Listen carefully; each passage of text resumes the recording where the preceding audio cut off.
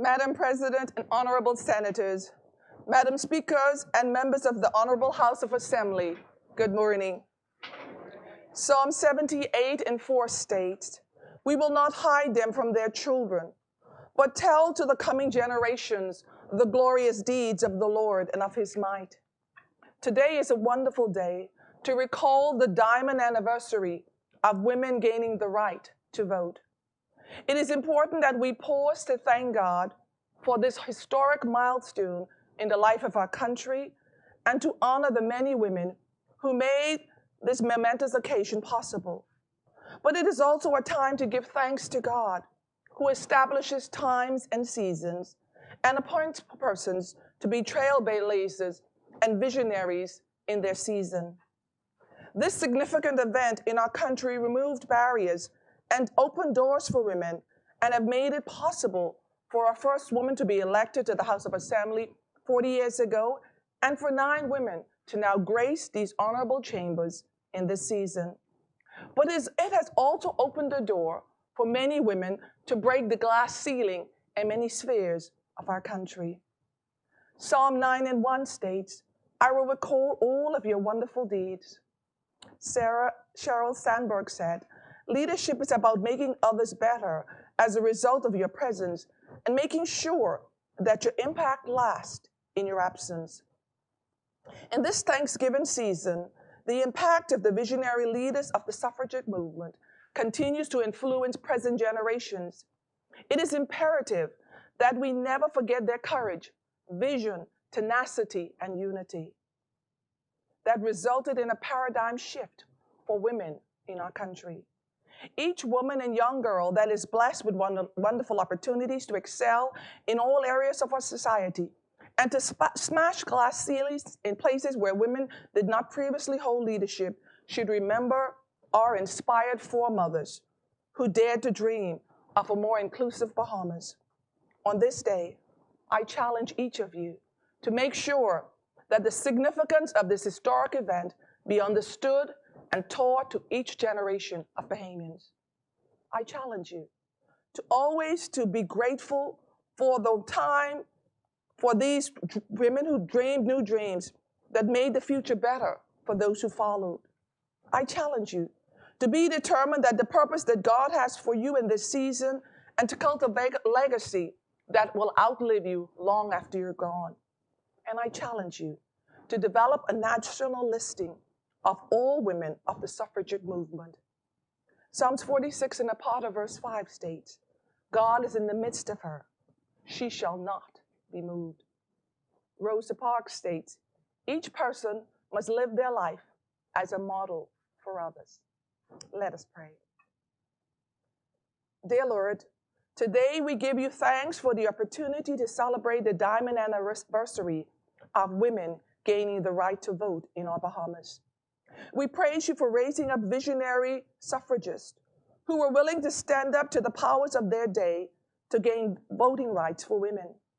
May we never forget their contribution and the sacrifice that they made to make life better for those of us who followed. We pray that each parliamentarian will do their part to cultivate a legacy that will positively affect all who follow them. In times of fear, give them courage. In times of weakness, strength. When they become disillusioned, give them wisdom. And may they trust in you and allow you to guide them. Laws and policies for our Bahamas. Bless them today in all their endeavors. Our Bahamas. In the precious name of Jesus Christ, we pray. Please join with me in the prayer of our Lord. Our Father, who art in heaven, hallowed be thy name, thy kingdom come. Thy will be done on earth as it is in heaven. Give us this day our daily bread, and forgive us our trespasses, as we forgive those who trespass against us. And lead us not into temptation, but deliver us from evil. For thine is the kingdom, the power, and the glory, forever and ever. Amen.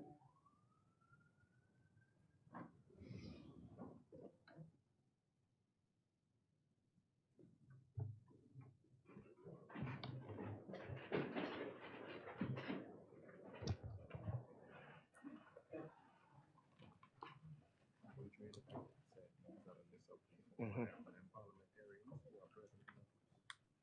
Okay. The message first. Okay. Good morning. Mes- Message to the Speaker and members of the Honorable House of Assembly from the President and the Honorable members of the Senate. The President and Honorable members of the Senate, having assembled by notice issued by the President and having had deliberations on the invitation from the Honorable House of Assembly to meet in a joint sitting of the Parliament, are pleased to inform the Speaker and members of the Honorable House of Assembly that the President and Honorable Senators have graciously accepted your invitation in the form of the following resolution agreed by the Honorable Senate. Resolved that this Senate accepts the invitation extended by the Honorable House of Assembly to meet in a joint sitting of the Parliament in the chamber of the Honorable House of Assembly on Wednesday, 23rd of November, 2022 at 10 a.m. Be it further resolved that this Senate stands adjourned to Wednesday, 23rd of November, 22 in the said joint sitting of the Parliament in the debating chamber of the Honorable House of Assembly.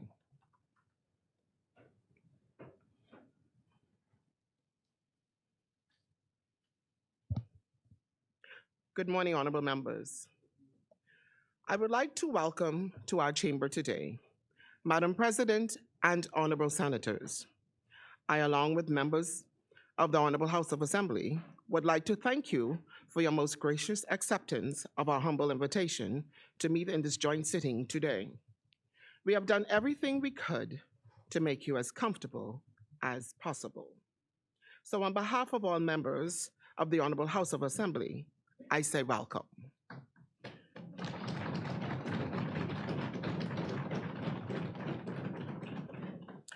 Honorable members, today is a very special occasion. Our bicameral Parliament has unanimously agreed to a joint sitting of the two houses. So today, we have assembled here for a solemn occasion. We have assembled to pay exclusive tribute to women in a way we have neglected to pay it heretofore. Indeed, it is long overdue.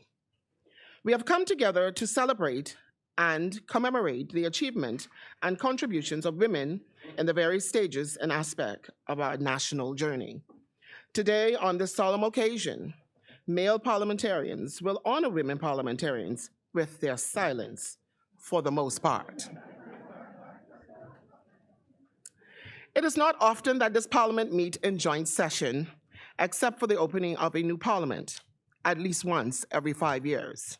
But this joint session is different.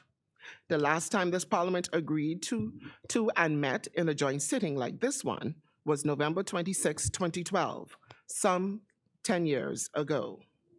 The subject matter on that occasion was similar to the subject of our discussion today. That is to say, we have assembled to pay tribute to the contribution of women in this Commonwealth of the Bahamas. I have noticed that we have a full gallery of mostly female visitors who are waiting in anticipation of what is to come.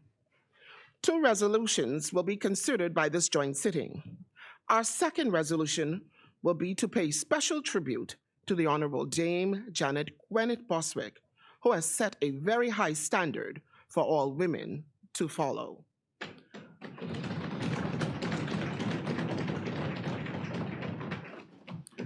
I will relax some of the rules today to allow you to show your support for what is going to be said. So you may clap if you feel the urge to do so. We have a large number of visitors and invited guests, all of whom unfortunately could not be accommodated in the gallery today. This underscores the need for a new parliamentary complex. And thankfully,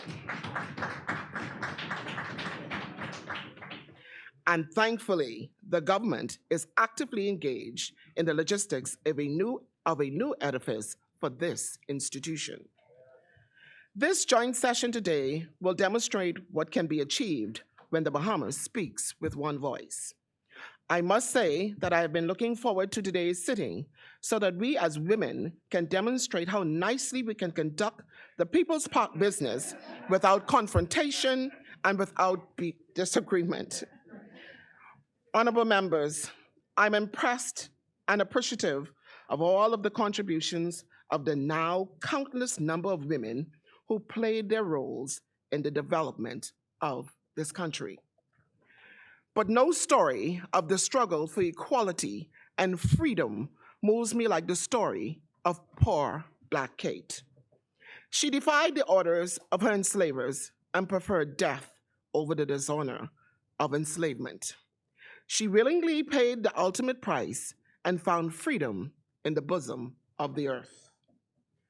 We must never forget poor Black Kate. More importantly, we must never allow her memory to be forgotten.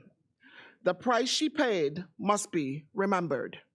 And one day, I hope the Commonwealth of the Bahamas will find a fitting tribute to poor Black Kate for standing against an evil so horrible she could not bear it. We must remember, men watched the horror of poor Black Kate's death and chose slavery instead. Kate chose death.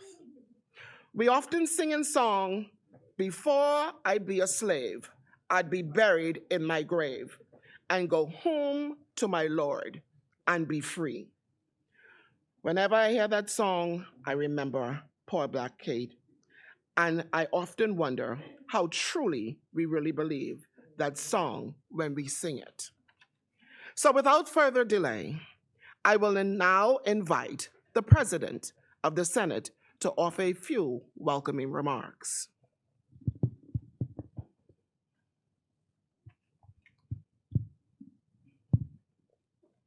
Good morning, Senators and members of the House of Assembly. The Chair extends profound and sincere gratitude to the Senate Chaplain, Reverend Carla Culmer, for your biblically sound and inspiring devotion and prayer. Your uncompromising commitment to the Bahamas Senate and the country on the whole is greatly respected and appreciated.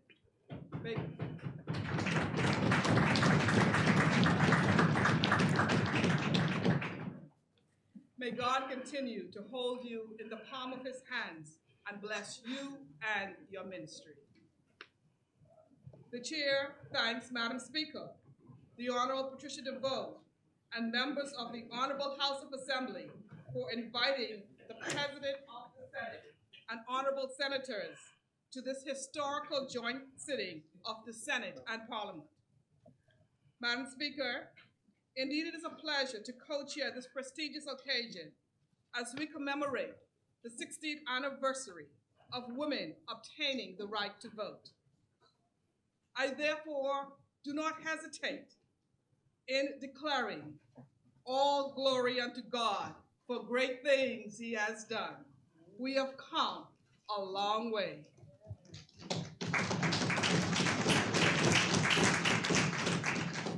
Madam Speaker, it is with great humility and of notable importance that this joint session is being chaired by two women presiding officers.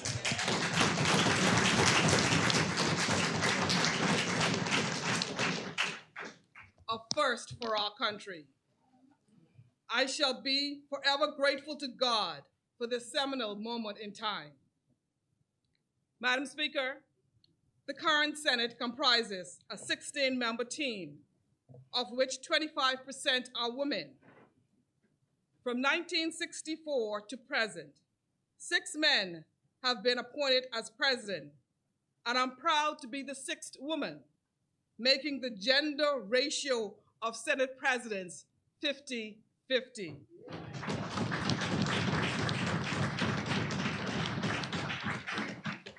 Indeed, we have come a long way.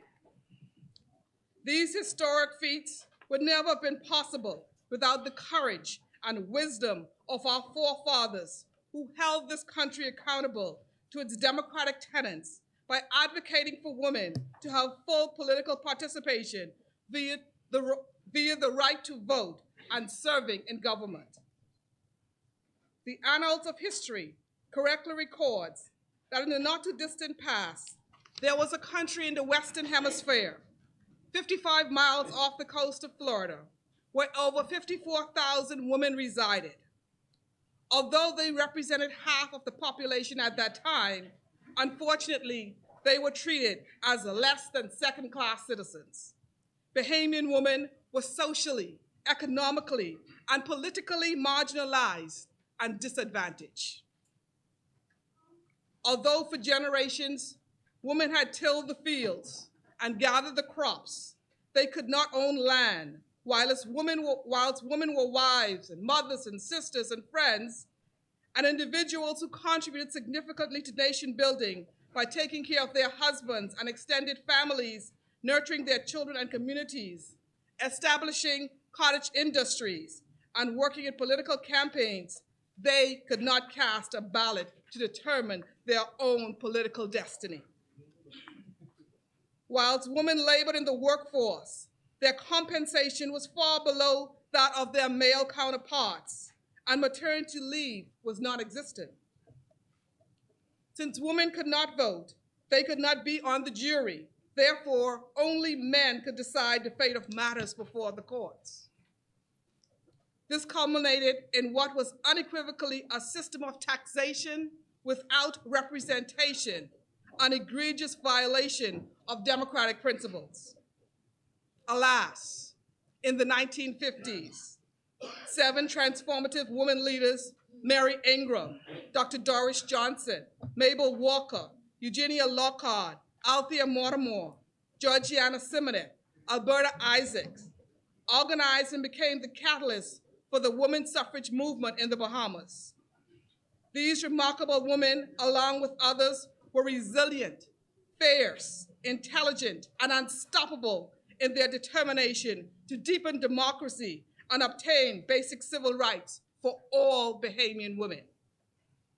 They commenced a journey that brought women from diverse backgrounds towards common goals of equality, empowerment, and enfranchisement. They were on a long walk towards freedom. The efforts were successful and paved the way for women to not only vote, but kick down the glass ceiling in key government and the private sector. The chair acknowledges and congratulates Senator Ruby Ann Darling for leading by example 60 years ago. The bold step of being the first woman to register to vote encouraged a generation. Your story is interesting because you did not stop there. Former President of Chile, Michelle Bachelet, once said, "A better democracy is a democracy where women do not only have the right to vote, but to elect. Do not only have the right to vote and to elect, but more importantly, to be elected."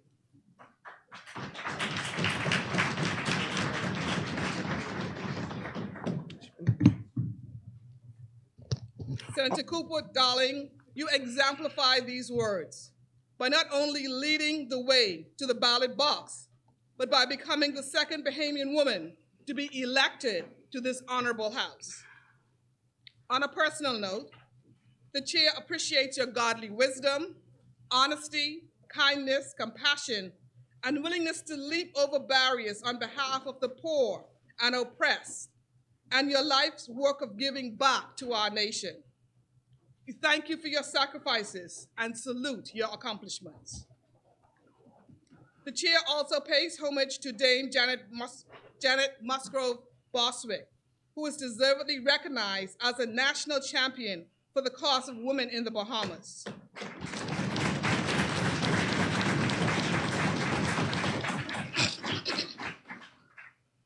She was ushered into history in 1982 as the first woman to be elected into Parliament. She also served as the first female Attorney General and the first acting Prime Minister. These accomplishments, along with the numerous other historic political roles, bears witness to a lifelong commitment and focus on increasing the number of women serving in government. We are forever indebted to her legacy. Both Senator Ruby Ann Dowling and Dame Janet Bostwick were neighbors in East Street while growing up as teenagers. Therefore, fate had it that years later, these two childhood friends went on to entrench their footprints in Parliament. We thank you both for your journey from East Street to Bay Street and for being beacons of light for Bahamian men, women, and children.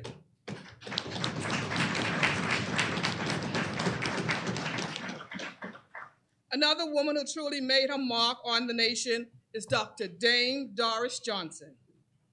She was brave, courageous, innovative, forward-thinking, fearless, and a powerful liberating force for the freedom that women now enjoy. A woman whose vision for our nation was twilights beyond her time. Although she passed away nearly 40 years ago, her contributions to the social, and political landscape of this country should never be forgotten. In January 1959, the then Speaker of the House of Assembly actually denied her request to address the House of Assembly from within these very halls. Let me say that again. Dr. Dame Doris Johnson was denied the access to speak in this very chamber. May I once again declare, we have come a long way.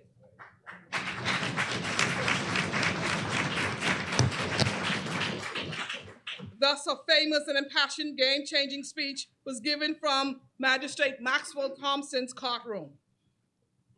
Oh, but how the tides of change were swiftly moving. In just 3 short years, women's right to political participation was entrenched, and Dame Doris went on to experience many firsts in her political career. In 1962, she was the first woman to contest a general election running in the Eleuthera district. In 1967, she became the first woman appointed to the Senate.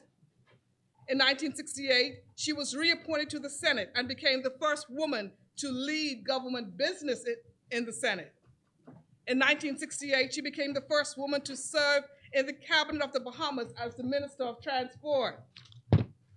In 1973, she became the first woman to serve as President of the Senate. In 1979, she briefly served as the first woman Governor General. What an illustrious political career for all of us to emulate.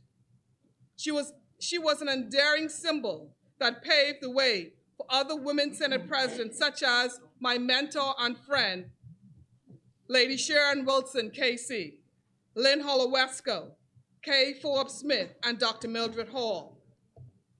The chair is of the view that it is only fitting that the contribution of this political giant of a woman should be further entrenched in Bahamian history by naming the Senate chamber the Dame Doris Johnson Senate Building and having a statue of her placed in the Parliament Square.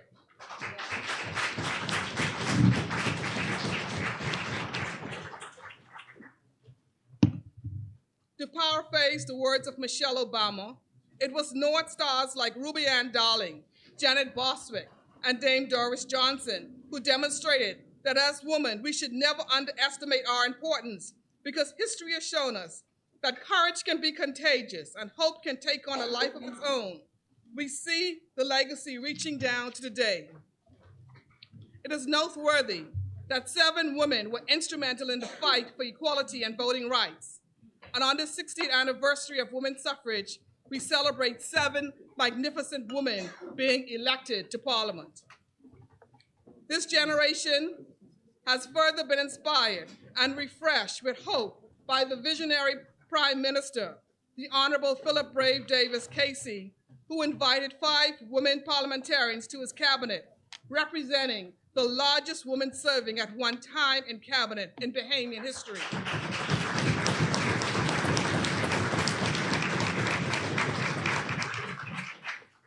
Mr. Prime Minister, I once again congratulate you for setting the right tone at the top and recognizing that gender equality and women's empowerment are essential components of human development and basic human rights. and for demonstrating your belief by embracing a gender-sensitive cabinet. Mr. Prime Minister, your understanding, commitment, and appreciation of women's leadership and the need for their inclusivity, equality, and representation in our parliaments provide a paradigm shift and sends a clarion call message to women and girls of all ages throughout this Commonwealth that yes, we can. The chair highly commends this current vortex of women parliamentarians for your stellar leadership, reform measures, and practical policies specifically targeted to make life easier for all who reside here. Your hard work, drive, and determination will leave a legacy of a better Bahamas. At this significant moment in our young democracy, you understand the assignment and recognize that the advancement of women's rights and education of young girls are critical preconditions for effective and sustainable development. I am extremely proud of each member of Parliament and each senator. It is a pleasure to serve with you trailblazers, and I urge you to continue to light your world. As I close, to paraphrase the words of the late political prisoner turned president, Nelson Mandela, we have walked a long road to freedom. We have tried not to falter, but we have made missteps along the way. But we have discovered the secret that after climbing a great hill, one only finds that there are many more hills to climb. On the 60th anniversary, we have taken a moment to rest, to commemorate, reflect in the halls of democracy, and to steal a view from the glorious vista, Kumo Hill, if you please, to look back on the distance from where you have come. But we can only rest for a moment, for with freedom come responsibilities. We dare not linger, for our long walk is not yet ended. Within the Bahamian context, our long walk to freedom has not yet ended when there's only 17% representation in the House of Assembly. It is the chair's firm belief that when women are underrepresented in areas of democracy, women issues are ignored and inequality is actively deepened. Pearl S. Buck, the first American woman to be awarded a Pulitzer Nobel Peace Prize in Literature, said it best. For no country is a true democracy whose women have not an equal share in life with men. And until this is realized, we shall never achieve a real democracy on earth. We need increased representation of women in the House of Assembly. The Bahamas Parliament, established in 1979, is the third oldest parliament in the British Commonwealth after Westminster. It is my belief that parliamentary age should equally reflect this maturity with advancement in human rights, diversity, inclusivity, and gender equality. I hereby recommend the launch of a focused audit that will review barriers to representation and participation and make recommendations for greater diversity and inclusion in our parliaments.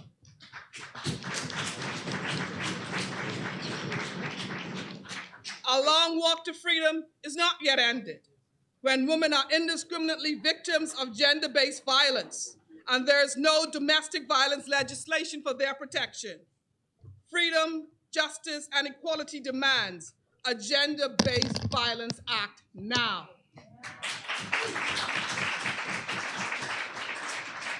Our long walk to freedom has not yet ended when the marital bed becomes a violent mattress.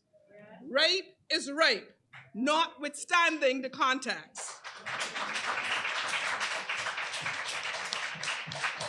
The Bible reminds us that men ought to love their wives in the way that Christ loves the church and died for it.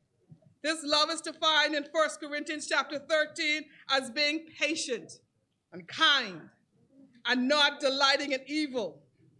Freedom and justice demands legislation which outlaws spousal rape. Our long walk to freedom has not yet ended when we have an inordinate amount of Bahamian women being diagnosed and subsequently dying from breast cancer and other forms of cancer. This country is in dire need of preventive measures and cancer research. Freedom demands priority is given to the health and wellness of women. Our long walk to freedom has not yet ended when Bahamian women are discriminated against. We do not receive the same salary compensation, promotion, and benefits as our male counterparts for the same work. Our walk to freedom demands pay equity and economic empowerment. Our long walk to freedom has not yet ended when young men are brutally murdered and our children are not safe in their homes and in the wider community. Freedom demands that we take the necessary measures to end violence now for all those who reside and visit our nation. Politically, we have come a long way from 1962, but we must collectively realize that our long walk is not yet ended, and there are many more hills to climb, many more tears to dry, and loftier goals that need our immediate attention. Finally, as we continue on this long walk, it is my hope that the current women parliamentarians will leave the door open so that the women who follow can not only smash the remaining glass ceiling, but thrive in a political atrium of limitless possibilities, exceptional opportunities, and boundless freedoms. May God bless each and every one of you, and may God bless this beautiful Commonwealth of the Bahamas. I hereby table the President's communication.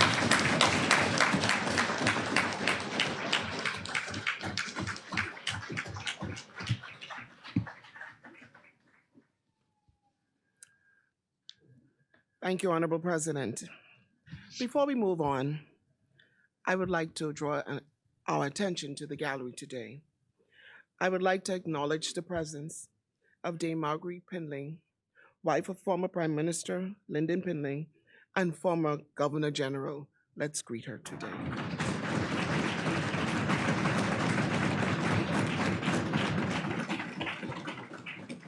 I would also like to acknowledge history, as we have all the First Ladies sitting on our front row today.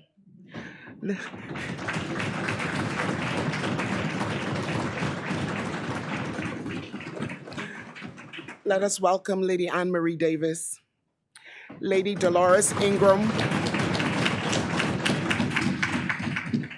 Lady Dolores Ingram, and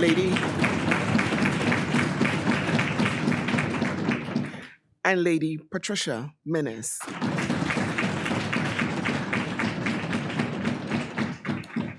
I would also like to acknowledge the lady who broke the glass ceiling for all of us, our first female Deputy Everything and Prime Minister, Dame Janet Boswick.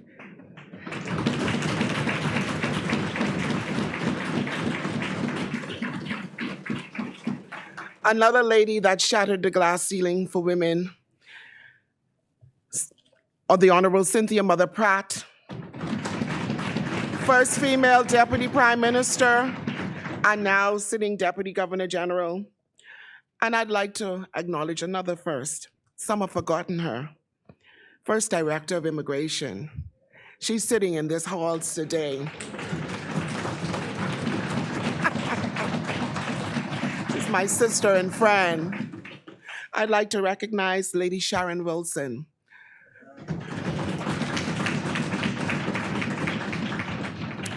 I'd like to acknowledge the lady who graced this chair as the first, and she's sitting in this gallery today, Lady Rome Italia Johnson.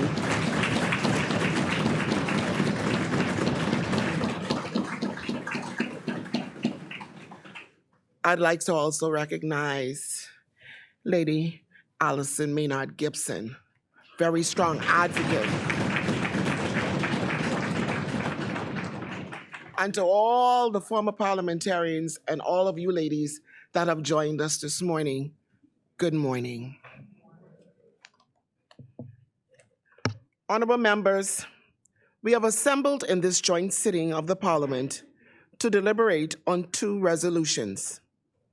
I presume we are ready to commence. The chair will now entertain a motion from the honorable member from Angliston. Thank you, Madam Speaker. Madam President, I stand to move the following resolution. Whereas the Parliament of the Commonwealth of the Bahamas, on behalf of the Bahamas, recognize, honor, and salute Mrs. Mary Ingram, Mrs. Eugenia Lockhart, Ms. Georgiana K. Simonet, Mrs. Mabel Walker, and Dame Doris Johnson, and I will add, and all those God-fearing women who, in their quest for justice and equity for all Bahamians, established and led the women's suffrage movement with the support of other women. And whereas the Parliament recognizes the courageous, visionary, and historic contribution of the women's suffrage movement in expanding the cause of enfranchisement, liberation, equality, social justice, human rights, and democracy in the Bahamas. And whereas the 23rd day of November 2022, it should be the 26th of November 2022, marks the 60th anniversary of women exercising for the first time the right to vote in the Bahamas. And whereas the Parliament recognizes the role of the women's suffrage movement in the establishment of the Commonwealth of the Bahamas, a free and democratic sovereign nation founded upon Christian values. And whereas the Parliament recognizes the vital contribution of women in and out of Parliament and in every field of work in the public and private sectors. And whereas the contribution of women have expanded to include all areas of the Bahamian society, social, religious, education, and otherwise. The vision, be it therefore resolved that the Parliament and people of the Commonwealth of the Bahamas do honor and recognize and forever celebrate A, the vision and courage of the leaders and members of the women's suffrage movement.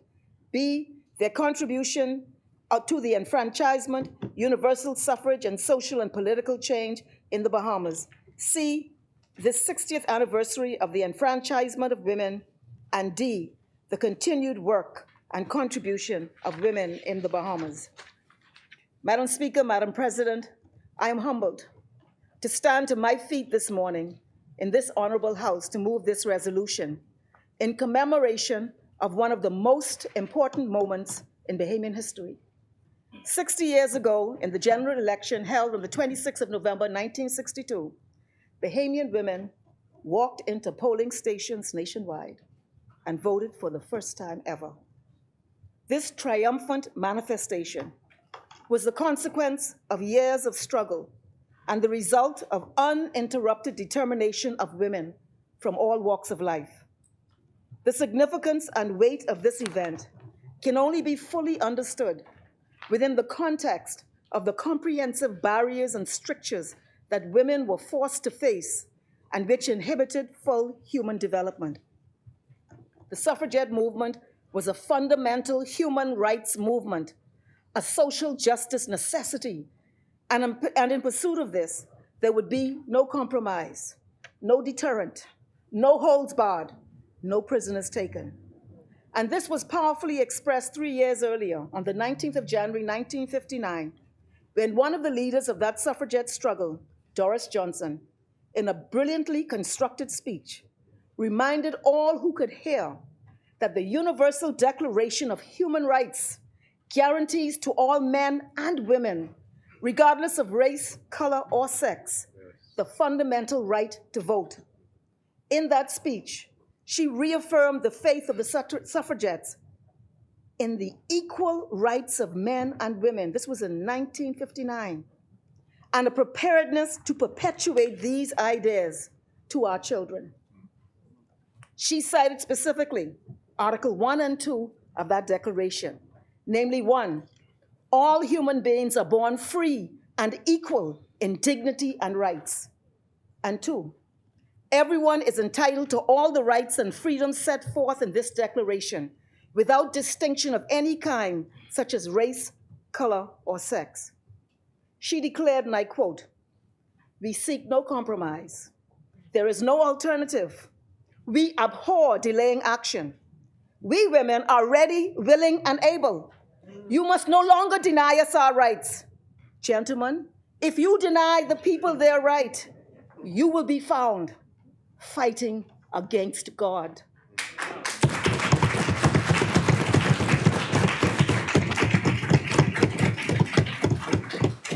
The suffragette movement coincided with a larger movement for freedom and social justice, which was underway in our country, then a British colony under the control of a powerful minority oligarchy.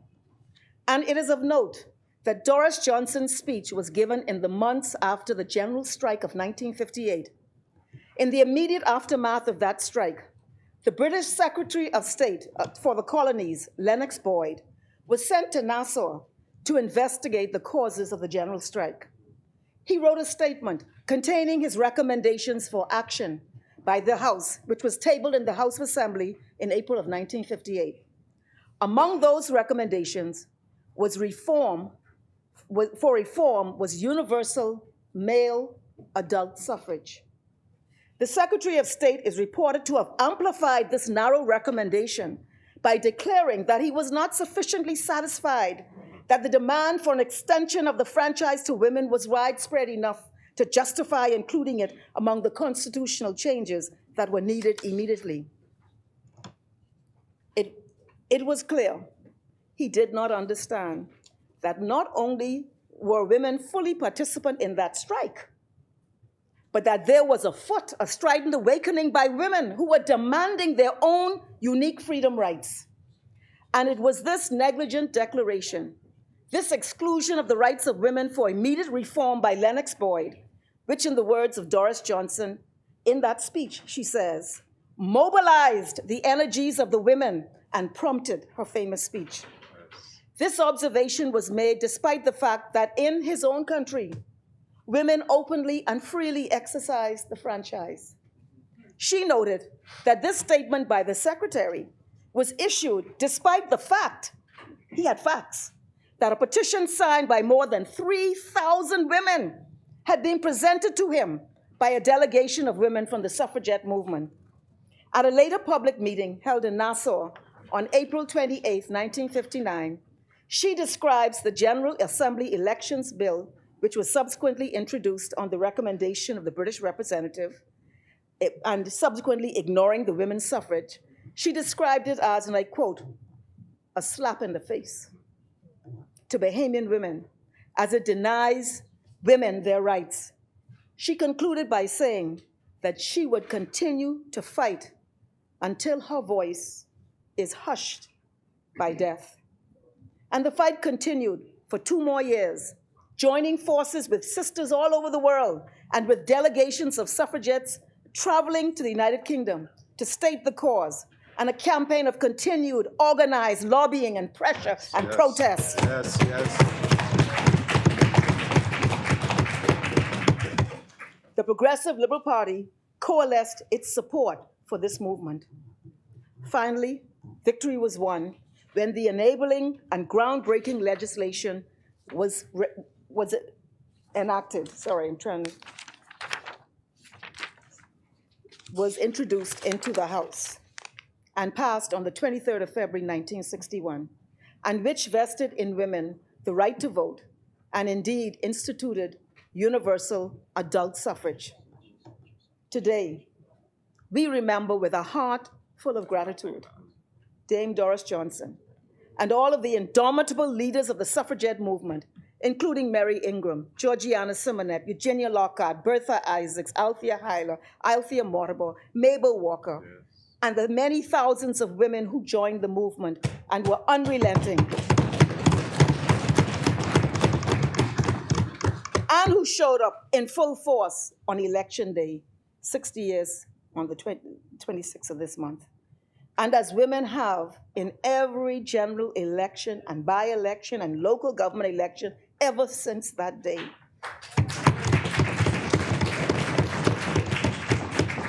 These women came from diverse backgrounds and were of disparate political affiliations and were some instances as different as could be. but they found a common fiery place of intense sisterhood and joined forces to fight for women to be recognized as full citizens and to demand the right to vote. These are our precious foremothers. In truth,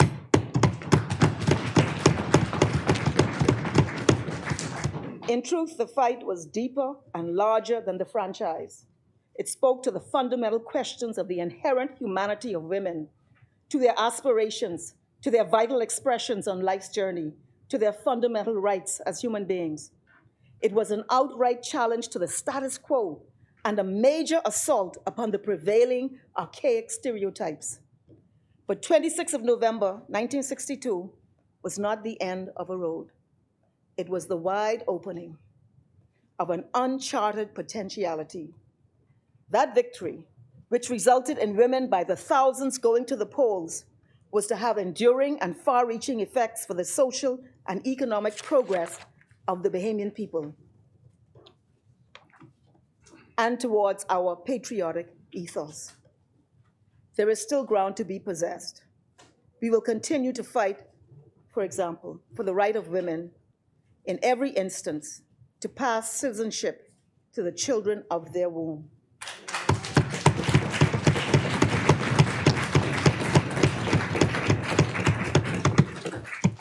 In this gallery, joining us for this solemn occasion is an array of distinguished women, former parliamentarians, who are the tangible expression of women obtaining the franchise. That is, the full participation in the political process all the way to be seated within these walls. But also seated throughout this House and in the Senate are scores of women, the names of which you have recognized, Madam Speaker. And of that era, I give particular recognition to Dame Margaret Pinding, who would have been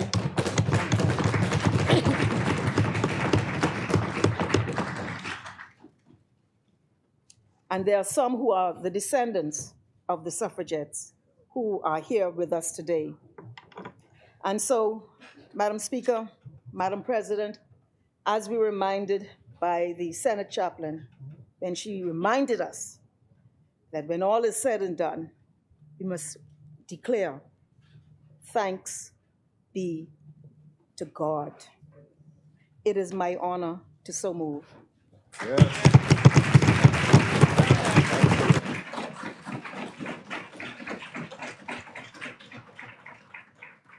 Thank you, Honorable Member. Is there a seconder? The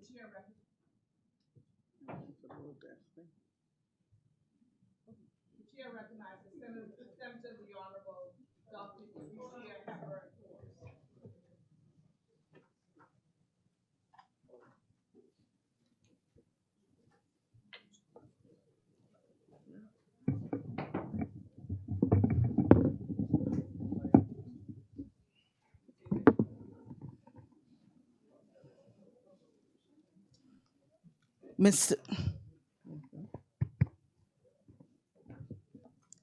Mr. Speaker and members of the Honorable House of Assembly, allow me. Mr. Speaker and members of the House of Assembly, today, invincible womanhood, mother of men and ruler of the world, rises her noble head and approaches the court of justice with the clarion call for equal rights for all Bahamian women. These were the salient words echoed by Dame Doris Johnson as she stood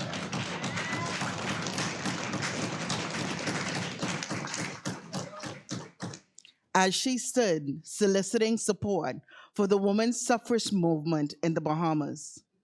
Madam President and Speaker, I rise today to second this historic motion.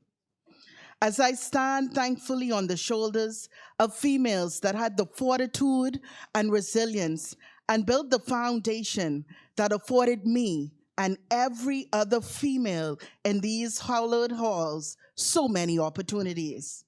Today, ladies, I am elated as we are making history.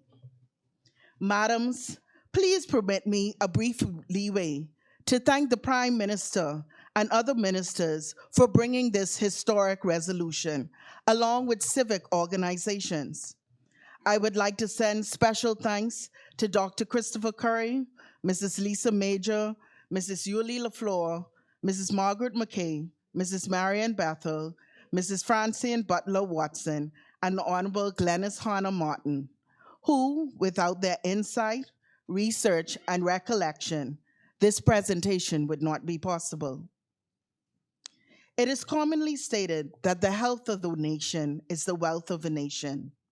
Allow me to add that the mind of the nation is only developed through proper education. Dr. Christopher Curry, in his article, Women's Suffrage, explains that many of the leading suffragists acquired valuable leadership training, organizational skills, and political acumen in pro-political organizations such as churches, lodges, friendly societies, long before the emergence of a formal suffrage movement in the 1950s. Madams, therefore, it is clear that the theme of education and enlightenment is one that is intertwined in the women's suffrage movement and one that still guides us to this day. And each day is a new day and a new opportunity for us to enhance the educational enterprise of our society. CAFNO researchers express that education gives children and youth the knowledge and skills they need to face daily life challenges and take advantage of economic and lifelong learning opportunities. Education happens to be a key driver for reducing poverty, fostering economic growth, and achieving social development. It also provides stable structure and hope for a future. Coupled with the statements by Dame Johnson, which reads, "Today, women have, by force of circumstance, taken on increasing responsibility to ensure the proper development and growth of our homes, our children, our social institutions. Bahamian women have risen to give outstanding leadership services in business activities, welfare work, home and school organizations. Suffragists faced failure of the government to give women to vote meant that there was a need to educate the government to become progressive and democratic. Madam President and Speaker, the founding mothers understood that the lack of education would lead to the deterioration of the social construct, the most important one, the family. And while few of these ladies had extensive formal education, they understood that education and learning is developed and come from all forms of activities. Madams, please permit me to provide a brief overview of the educational attainments of a few of our celebrated suffragists, with the majority of information coming from UB Libraries on Suffrages. This is why this is important. I did a survey before putting the speech together, and out of asking 52 persons under the age of 45, only 2 people could name me names of suffragists. Yes. The 3 I will focus on are Mrs. Mabel Cordell Holloway Walker, Mrs. Althame Mortimer, and Dame Doris Johnson. I will be honest, madams, and indicate that I chose these 3 females because of the significant ways they also touch my family lives. Mrs. Walker, an American by birth, studied at Howard University, where she obtained her Bachelor's of Art degree and completed relocation to the Bahamas. She became involved in education by opening a preschool and assisting her husband with adult education classes at the Bahamas Technical Institute, which he organized. Several of my family friends and family members later attended this institute, which provided them with various real-world skills. Later, Mrs. Walker became a teacher with the Board of Education at Southern Preparatory School, then Western Senior, where my father attended, and other family members. She also taught at junior schools. Mrs. Walker was promoted to head mistress of Woodcock Primary School, a post she held until her retirement in 1962. On June 23, 1962, the Nassau Herald noted that Mrs. M. Walker returned her trip to the returned to Nassau after a trip to the United Kingdom, where she attended the board meeting of International Alliance of Women in London. President of the Bahamas Women's Suffrage Movement, a member of the alliance, Ms. Walker was the first woman in the Western Hemisphere to be elected to that board. Ms. Walker was also the founding president of the Bahamas Union of Teachers in 1947, the first woman to head a trade union in the Bahamas. That's inspiring, ladies. From this, she inspired my aunt, Margaret Hepburn McKay, to be the co-founder of the Bahamas Financial Services Union and the Bahamas Financial Services Management Union. Madams, this is a testament of how each and every one of us touch people's lives in ways that we may not even know. Our words and actions inspire and allow others to aspire to be the best they can be, even if they only know us for brief moments. Madams, allow me to continue my brief overview of these ladies. The second suffragist, Althea Mortimer, who moved to Nassau at an early age and entered the government school system. By the age of 12, she had completed all of the available education to her, but she stayed on as a teacher's aide for several years. Miss Mortimer then traveled to New York to take up evening classes and opened up a typing and shorthand school in 1947 in a residence on Meeting Street.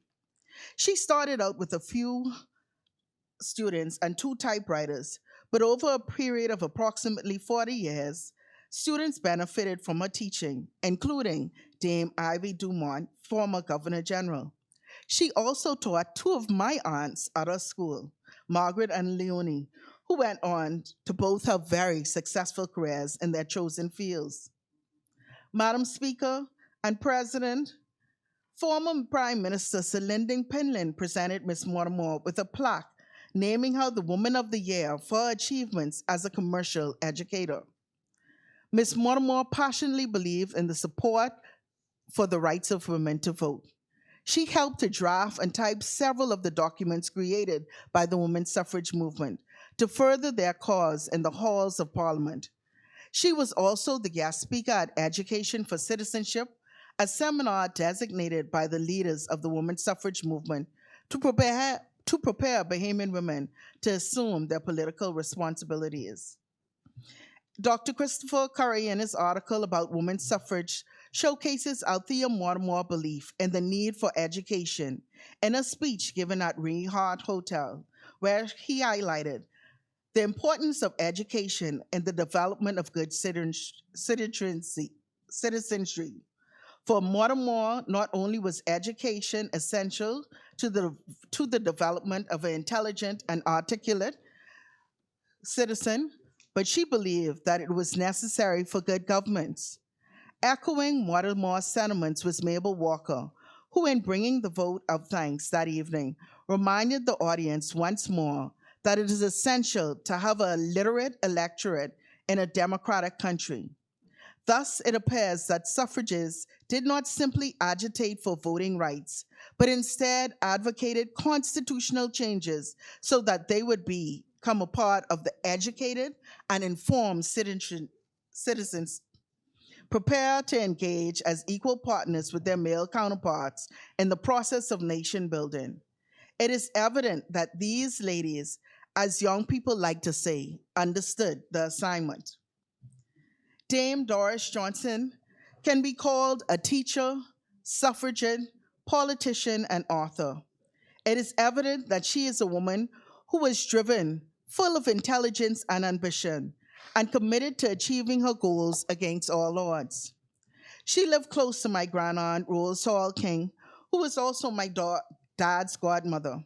My dad, who lived further down Mason's Addition, would recall them meeting in Maycourt Yard discussing political matters as he was a little boy. When Dame Doris Johnson returned to the Bahamas from studying abroad, the women's suffrage movement embraced her passion and skills. She was able to mobilize the movement into a fighting force. My cousin Ina Hepburn, also inspired by the movement, had my dad and aunts handing out flyers to support the cause.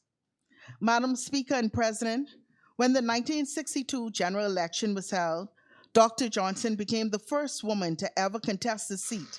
She ran for the Eleuthera district, but did not win.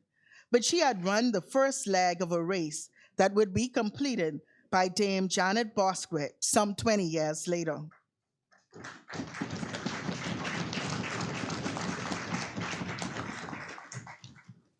In 1967, the PLP became the government, and Dr. Johnson became the first woman appointed to the Senate, the first woman leader of government business in the Senate, the first minister of the government, and the first woman president of the Senate. We are a people of firsts. These are just a few of the suffragist ladies that laid the foundation for every lady in this honorable house. Whether directly or indirectly, these ladies were focused on the future of our country and how they could ensure that the Bahamas would be a better place for all. These and others allowed other ladies like the Reverend Dr. Cynthia Pratt, Mrs. Keva Bethel, and Dame Ivy Dumont to promote and pursue education and politics.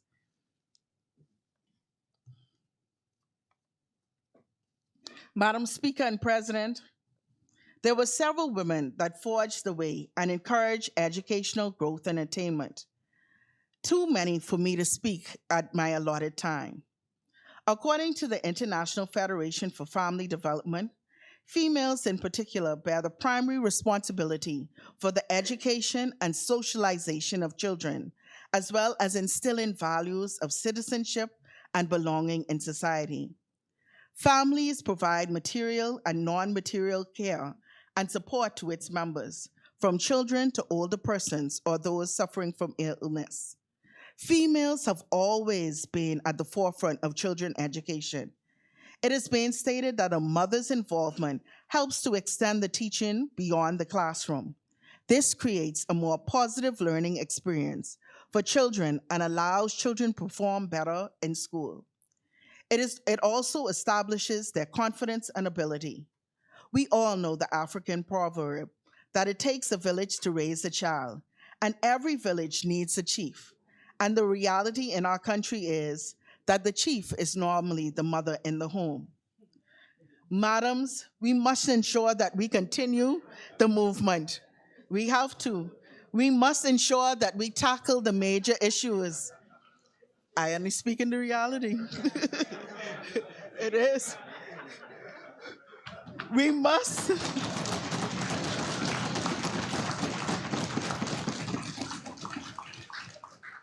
We must ensure that ladies continue to fight for the major issues of climate change, inclusion, diversity, persons with disabilities, and education.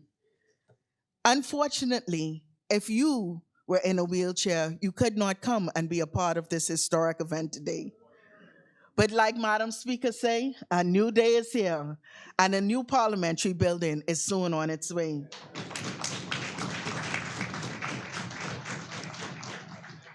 In closing, Madam President and Speaker, without these women, not only the ones that I have given a brief description, but all of these powerful women in this gallery, they are beacons of light, charting the way for all females, educating and showing us that females can accomplish anything that they set their mind to.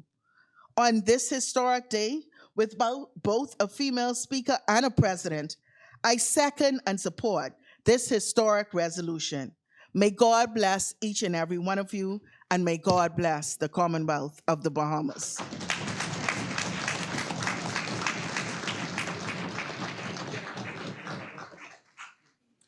Thank you.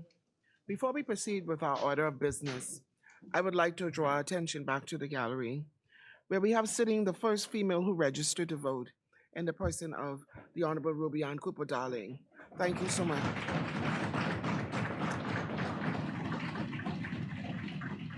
It would also be remiss of me if I did not recognize former parliamentarian, the Honorable Melanie Griffin.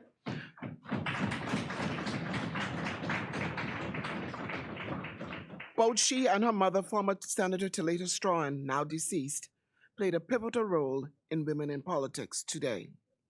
I would also like to recognize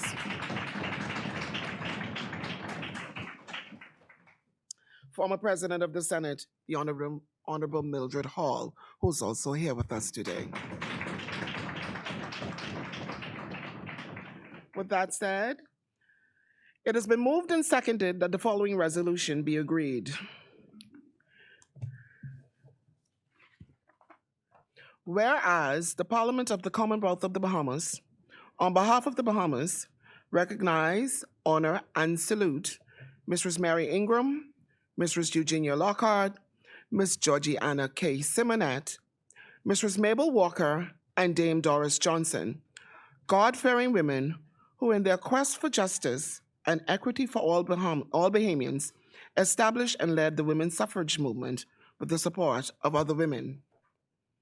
Be it therefore resolved that the Parliament and people of the Commonwealth of the Bahamas do honor, recognize, and forever celebrate the vision and courage of the leaders and members of the women's suffrage movement, their contribution to the enfranchisement, universal suffrage, and social and political change in the Bahamas. This 60th anniversary of the enfranchisement of women and the continued work and contribution of women in and to the Bahamas. As many, the chair recognizes the honorable member for Golden Gates.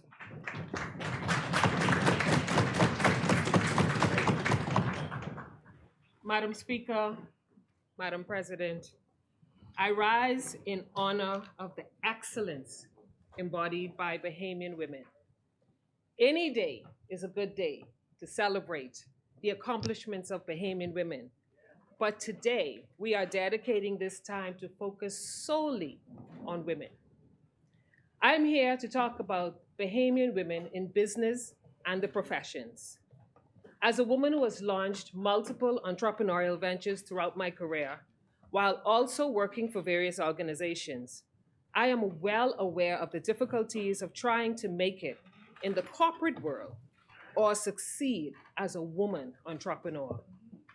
It is difficult for everyone, but a woman has extra degrees of difficulty in navigating patriarchal structures that weren't originally designed to empower and uplift us. Bahamian women still find a way to prosper despite it all. Madam Speaker, fortunately for business-minded women like me, the Bahamas is a country where there has been a visible progress when it comes to the entrepreneurial and career prospects of women.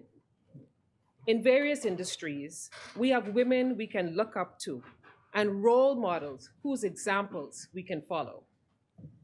When we look at the public sector, we look at the direction the statistics are headed in the private sector, and we see a trend is emerging, Madam Speaker.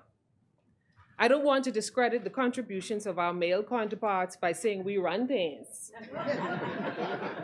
But Madam Speaker, Bahamian women run things. As we take these huge leaps and bounds forward, we are breaking glass ceilings, wooden ceilings, concrete ceilings, metal ceilings, every ceiling. We are breaking them all. We will not be satisfied until every barrier of inequality is shattered and true equality is seen at every level, from the CEO to the office of the Prime Minister. Yeah. With the momentum on our side, there can be no doubt that we will see Bahamian women have equal representation at the highest levels of our society. I believe I will see this future in my lifetime. As we move towards this future, let's remember the giants, both past and present, who've paved the way. Within this very parliament, we have Her Excellency Leslie Miller Bryce, who played an integral role in building and managing a multi-million-dollar enterprise. Among former parliamentarians,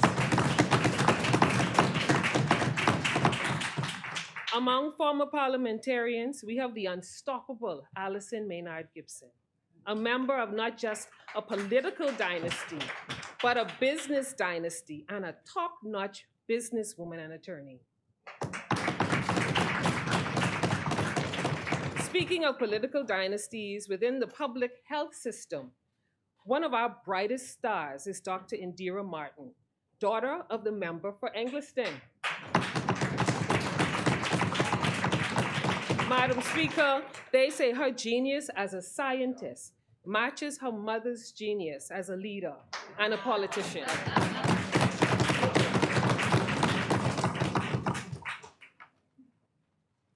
Of course, although this is not my topic today, as the Minister of State for the Public Service, I would briefly like to note the wonderful women leaders we have within the public service.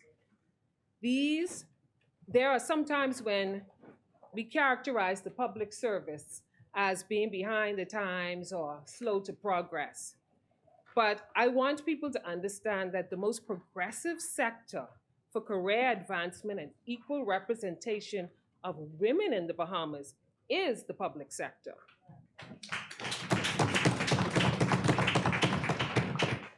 Of course, this is not to imply that there are not Bahamian women bosses in the private sector, because we are definitely representing there too. Madam Speaker, I would like to name a few trailblazing, nation-building women who have made their contributions through businesses and the professions. I know that this is not an exhaustive list. Not even an entire day could finally fulfill the names of persons and great businesswomen who hail from our nation. However, in the spirit of celebrating the greatness of Bahamian women, I would like to highlight a few of those great women. I start with tourism and aviation. There is Bernice Joaquin, CEO of the Nassau Airport Development Company and former Director General of Tourism, and Joy Jirbulu, another former Director General of Tourism. There's Karen Carey, Senior HR Vice President at Atlantis. And I must mention Yolanda DeVoe, Regional Vice President at Mandara Spa at Atlantis, who served as an early mentor to me and gave me my start in human resources and labor relations. In financial services, our second largest industry, we have Pauline Allen Dean, the first woman to become manager of a commercial bank and the first woman to serve as managing director of a commercial bank. She also served as president of the Bahamas Institute of Bankers. Antoinette Russell, former director at Credit Suisse and former non-executive director at Winterbottom Trust, who is now the CEO of her own corporate services, compliance, and human capital solutions firm. Of course, we cannot talk about financial services without mentioning Dr. Tanya McCartney, CEO and Executive Director of the Financial Services Board, and her immediate predecessor, who is now a partner at Graham Thompson, Aaliyah Allen. In law and business, there is Sharon Lady Wilson and her daughters, Charlene and Roselle, who follow perfectly in her footsteps of business and legal.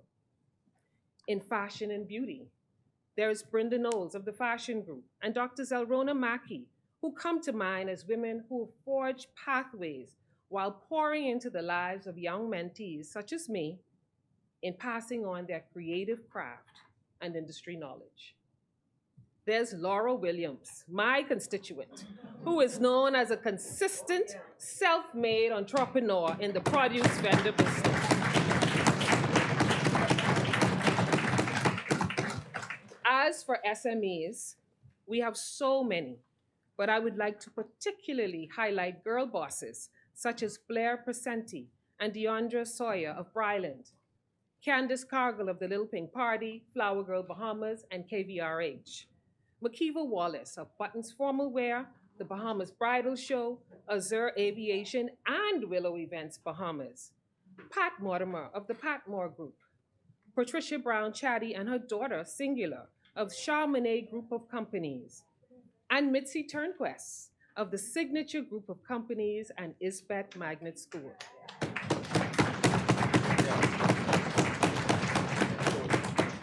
If we are mentioning women who have built large successful businesses, there is Erla Bethel, the president and chief executive of Dan Brad Limited, the parent company of the local McDonald's franchise. We must mention Nancy Kelly, president of Kelly's Home Center, who built Kelly's into the Mecca it is today. And Kay Gardner of the international award-winning Zaymar Group of Companies and the Music Project. We must also highlight Judy Monroe, the first woman to become president of the Bahamas Chamber of Commerce and the first woman to serve as the Ecumenical Cooperative Society in the Netherlands and Antilles. She was also the CEO and president of Caribbean Bottling Company. We must mention past Chamber of Commerce presidents Lorraine Fraser and Tanya Wright. There's also Crystal Rutherford Ferguson, the first woman to serve as chairman of the Bahamas Chamber of Commerce and Employers Confederation. We must celebrate the late Dr. Keva Bethel in her role as the president of the College of the Bahamas.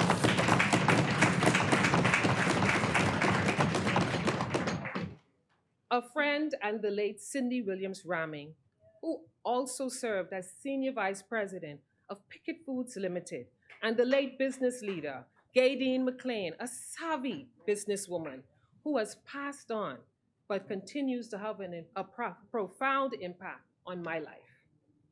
In the new generation, we have Rexy Roll, VP of Operations at Western Air, who has been recognized internationally as a Black female executive. When it comes to international recognition, Madam Speaker, Aisha Bose stands out as a great Bahamian aerospace engineer who is the founder and CEO of the award-winning advisory firm STEM Board. Throughout her entire life, Aisha has shot for the moon, and now her efforts will see her become the first Bahamian to enter outer space in an upcoming space flight.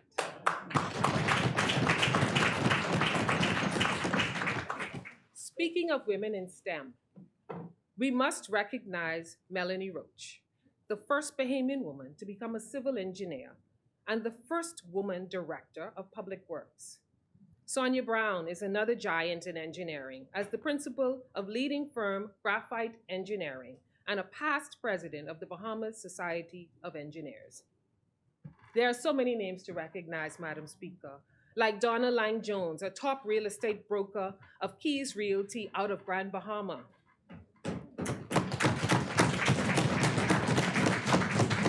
There's Deborah Basden of Dundastown, Abaco, the best yet bakery. Larice Dames and Veronica Marshall in Exuma. Dr. Jillian Bethel, CEO of OKX Bahamas and founder of CryptoWild. International top-level executive and founder of Star Apple Women's Empowerment nonprofit, Mildred Murphy, and so many more.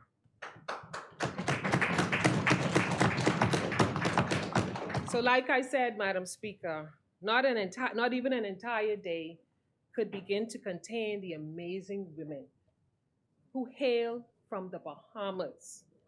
We're fortunate enough to still have many of our trailblazers with us today, but there's still time for us to learn from their wisdom firsthand and carry on their legacies of fearless excellence and determined grace. May God bless those who are still here, and may He preserve the loved ones of those who have passed on. Today, we stand in solidarity as women, as Bahamians, to honor the legacies of great women whose shoulders we lean on, great women whose shoulders we stand on, as we all strive to build a better Bahamas for all Bahamians. God bless our beautiful Commonwealth, and thank you, Madam Speaker.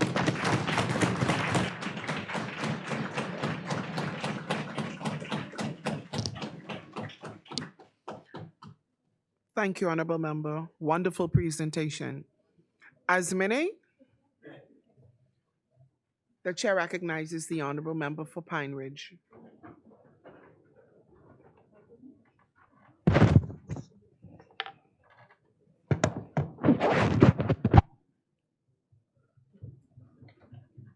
Madam Speaker and colleagues of this honorable House, Madam President and honorable members of the Senate, good morning.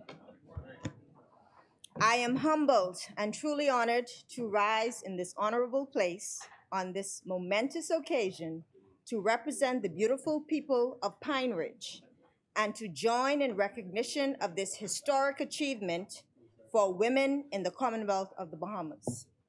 Today, we celebrate the 60th anniversary of the day that women voted for the first time in our beloved country.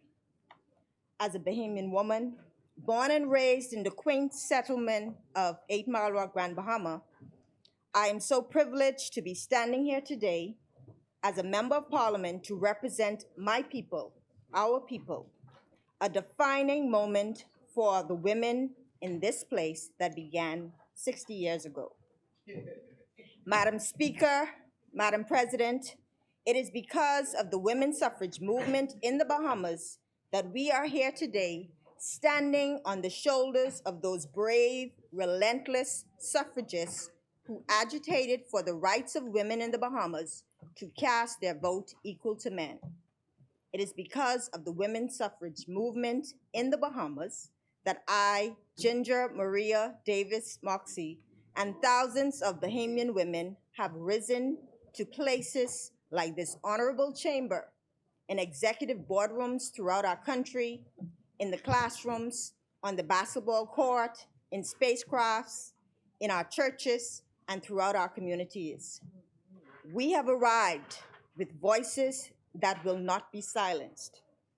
And we will be relentless in our pursuit to continue the political and socioeconomic empowerment of Bahamian women and to support full and equal participation in decision-making at all levels. It was Elizabeth Cady Stanton, human rights activist and one of the trailblazers of suffragette movement, who said, "The best protection any woman can have is courage." And it is because of our foremothers, Mabel Walker, Mary Ingram, Georgiana Simonette, Eugenia Lockhart, Dame Doris Johnson, and the countless women and men who supported their fight for civil rights and a democratic society that we, the generations of Bahamian women who followed, were able to have voices louder than our predecessors, to speak against injustice without fear of retaliation. Madam Speaker, Madam President, it is because of Ruby Ann Cooper Darling, the first woman who registered to vote in the Bahamas on the 12th of July, 1962, and who proudly cast her vote on the 26th of November that same year, that thousands of Bahamian women can freely and boldly go to the polls to exercise their democratic right. The tenacity of those women who came before has afforded me and every female parliamentarian, past and present, the opportunity to stand in this honorable House, never forgetting that we stand on the broad shoulders of Dame Doris Johnson, a woman who had the audacity to contest a seat in the Eleuthera district during the 1962 election, the first woman to ever do so, proving that she was equal to any male candidate.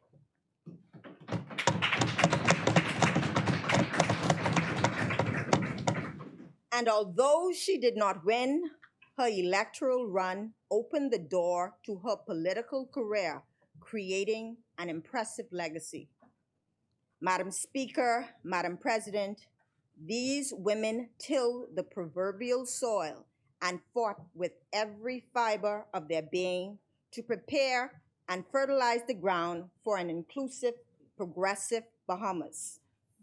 Madam Speaker, Madam President, 60 years later, the Bahamas has added the names of many women who supported and have continued the work began by the suffragists. First and foremost, we salute and pay tribute to the Right Honorable Dame Janet Bostwick, the first woman to serve in this honorable House of Assembly, first woman to serve as acting Prime Minister, and the first woman to serve as Attorney General. Dame Janet, we salute you.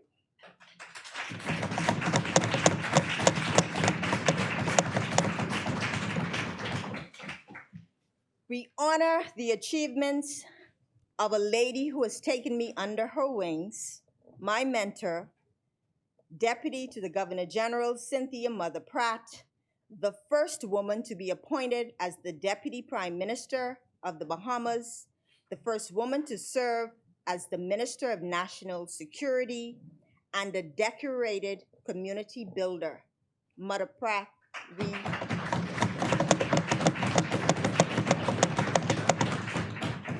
we salute you. We recognize today, Madam Speaker, Madam President, that we have the highest number of women representatives in the House of Assembly in the history of our country. Led by Madam Engliston, Mother of the House,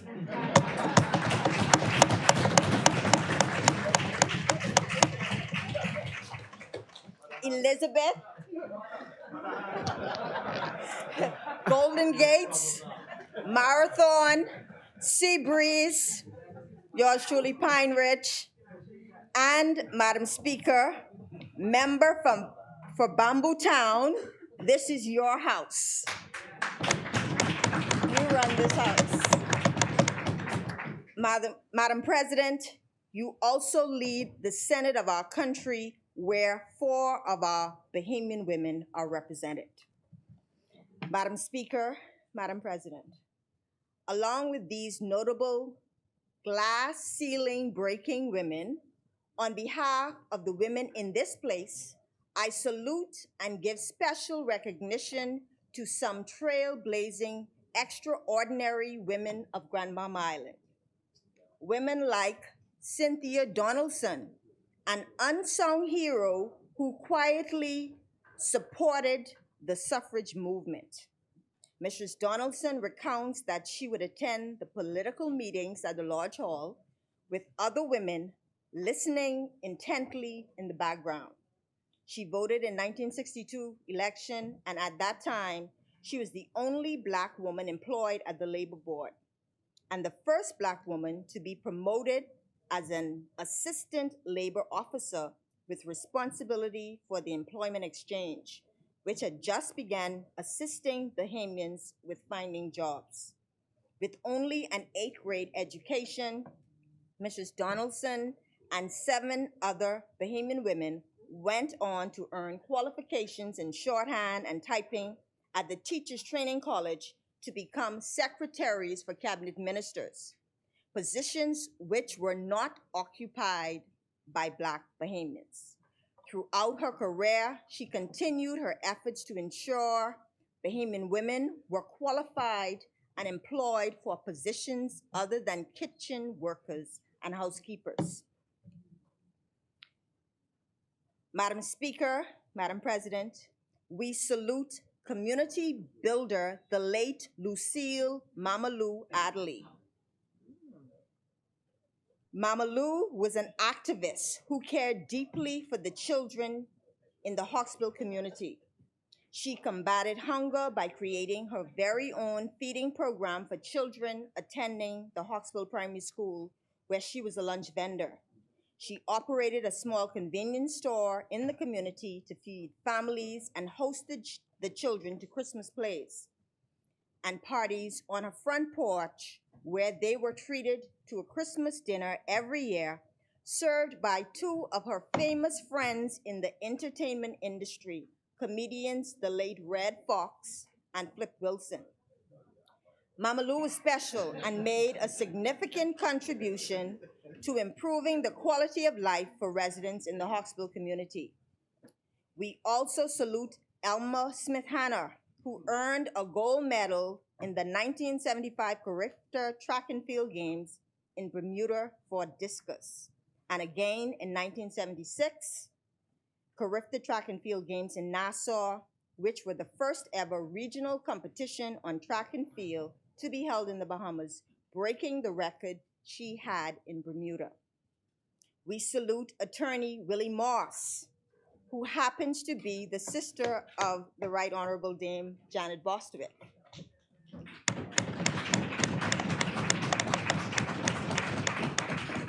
Willie Moss was the first woman to serve at the highest level at the Grandmama Port Authority as president, as deputy chairman, and as general counsel. Willie Moss broke many barriers and paved the way for many of us in business on Grandmama Island. We salute you, Willie Moss.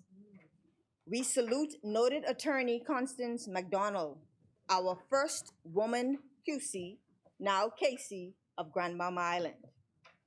And in politics on Grandmama Island, we have trailblazing women who have served our people like former members of parliament. We salute Pine Ridge very own Ann Precenti Russell, also Pleasant Bridgewater, Renee Grant, and Pakeisha Parker Edgecombe. We recognize Senators Naomi Seymour, Geneva Rutherford, Tanisha Tynes, Catherine Forbes Smith, and Jasmine Darius. Veteran educators like the late, great Mama Blue Jay Sandra Edgecombe and warrior Anita Doherty. My favorite principal, Dorothy Lightbourne, and others like Mary Cooper, the late Violet Lenore Russell Wildgoose, Sister Mary Patricia Russell, Sister Nadine Russell, Udell Roberts, and Catherine McIntosh. Sports icons like WNBA superstar Jonquel Jones, Olympians Joanna Evans, and Alana Dillette. University basketball coach Yolette McPhee McEwen, who happens to be here now in Nassau with her team playing in a prestigious tournament. Our old-time favorite meteorologist, the late great Donna Duncombe, or the comforting voice we all looked forward to listening during hurricanes, Diana Swan. And in business, the first Bahamian to obtain a business license in the city of Freeport from the Grandmama Port Authority, businesswoman, the late great Eva Schaffner. Madam Speaker and Madam President, if anyone knows the story of Freeport, then we can all appreciate that this was a big deal. We also salute a giant in the real estate industry, Hillary Jones, and tourism pioneer, Irma Grant Smith. And in the church, where do I even begin, where there are so many names to mention?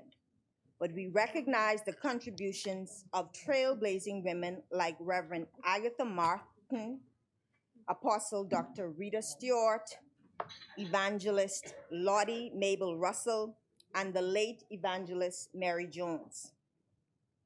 Trailblazing business women like the ladies of NNA, the world's best chicken in the bag. Sisters Naomi Stewart and Albertha Roll. And not to forget Sister Elta Roll of Praise the Lord, and Miss Ferlene Lightbourne in Seagrape, known for the best bread in the Bahamas. And Miss Malvy's and Miss Julia's snack shop in Jonestown, all trailblazing women from my hometown in the Rocks. Madam Speaker and Madam President, it is the names of those unsung heroic acts by the many women in our community that particularly move me.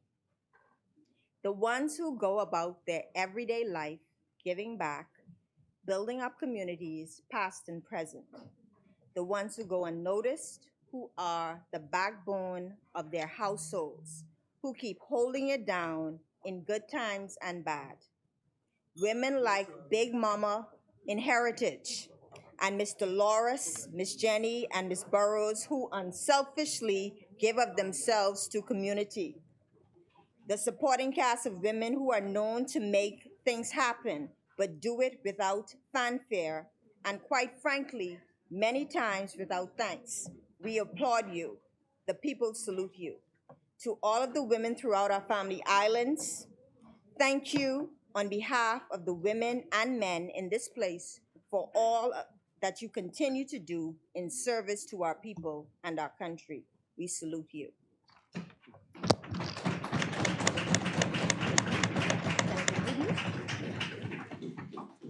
And we all know that there are so many women who have made inroads, paving the way for us to be where we are today.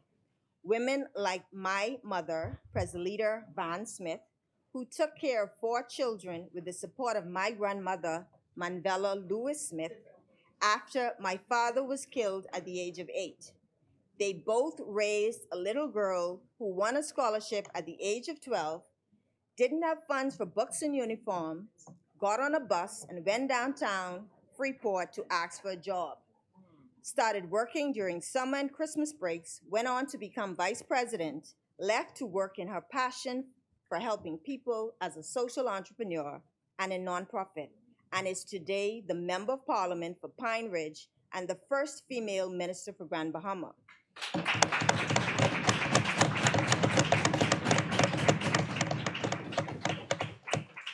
Hats off to the women behind the scenes that go unnoticed, the real heroes in making it happen. Madam Speaker and Madam President, you are both trailblazers as you continue the journey that Rome Italia Johnson and Dame Doris Johnson began many years ago.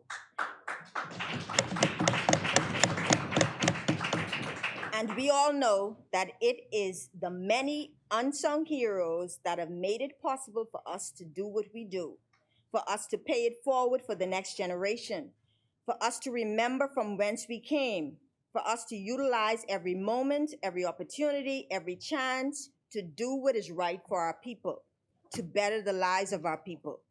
Madam Speaker and Madam President, again, I am, as we all are, humbled to stand on the shoulders of those heroic suffragists who refuse to be held back in their quest to ensure that women from every nook and cranny of the Bahamas could hold their heads up high.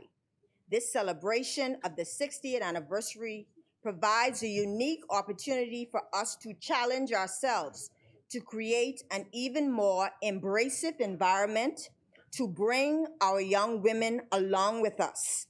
We need to bust that welcoming door wide open and allow greater opportunities for our young girls to also become advocates for our people. They need our support. So to our women in leadership, 2 simple questions. Who are you mentoring now? What program are you spearheading to impact the lives of women and girls in your community now?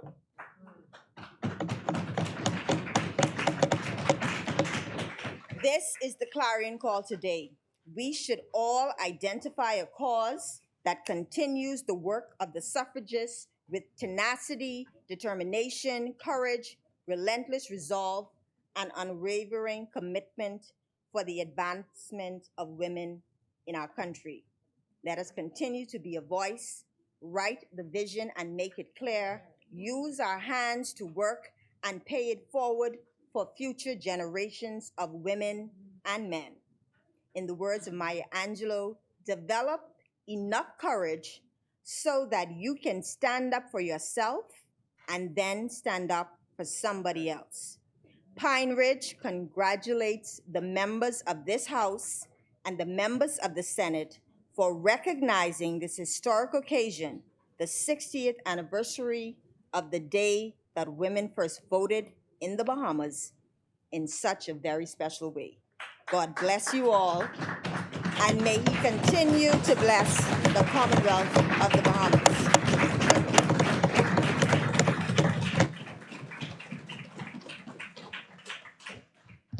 Thank you, Honorable Member. As many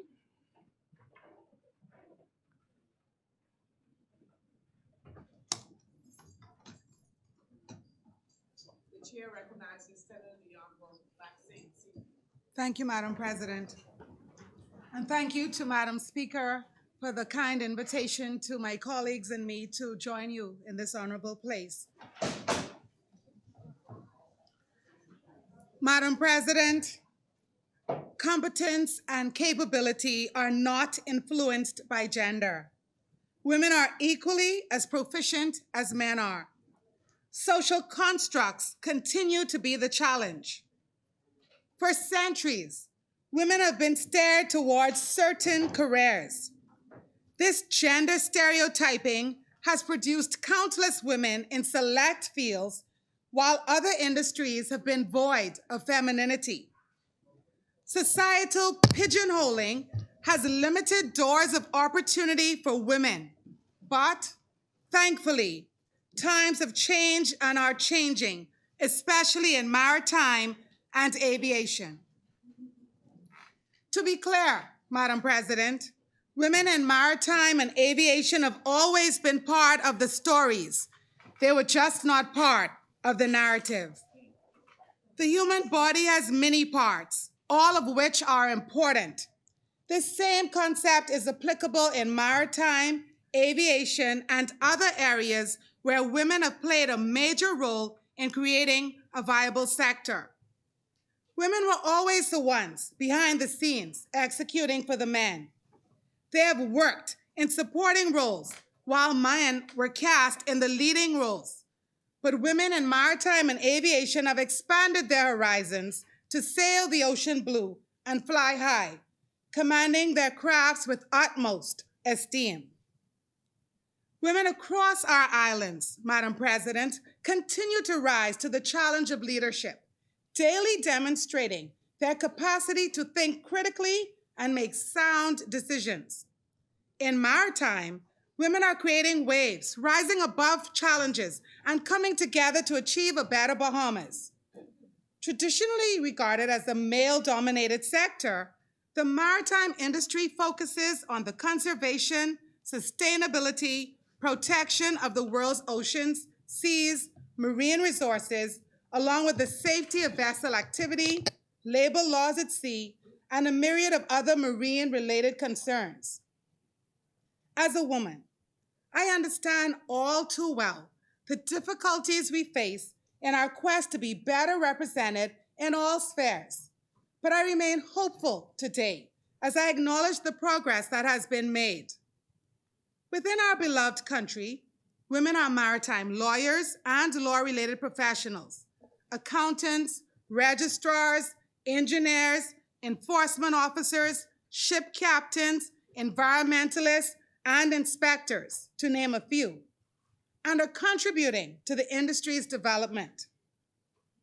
At age 17, Madam President, one Shantae Pearson spent 11 months, almost a full year, on a bulk cargo ship as the only female and youngest member of the crew.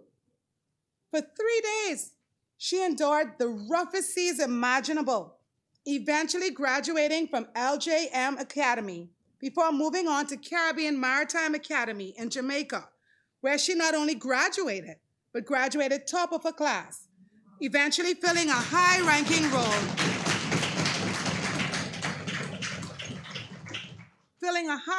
role with Royal Caribbean on her completion. 3 women have headed the transportation sector in our country at the ministerial level, Madam President, including my dear beloved mentor, the late Honorable Teresa Moxie Ingram, who was the first woman to hold the post. The Honorable Glenys Hannah Martin, who introduced the Bahamas Maritime Cadet Corps and the development of a national maritime policy, and the member for Elizabeth, the Honorable Minister JoBeth Colby Davis, who now serves along with a team of leaders, many of whom are women.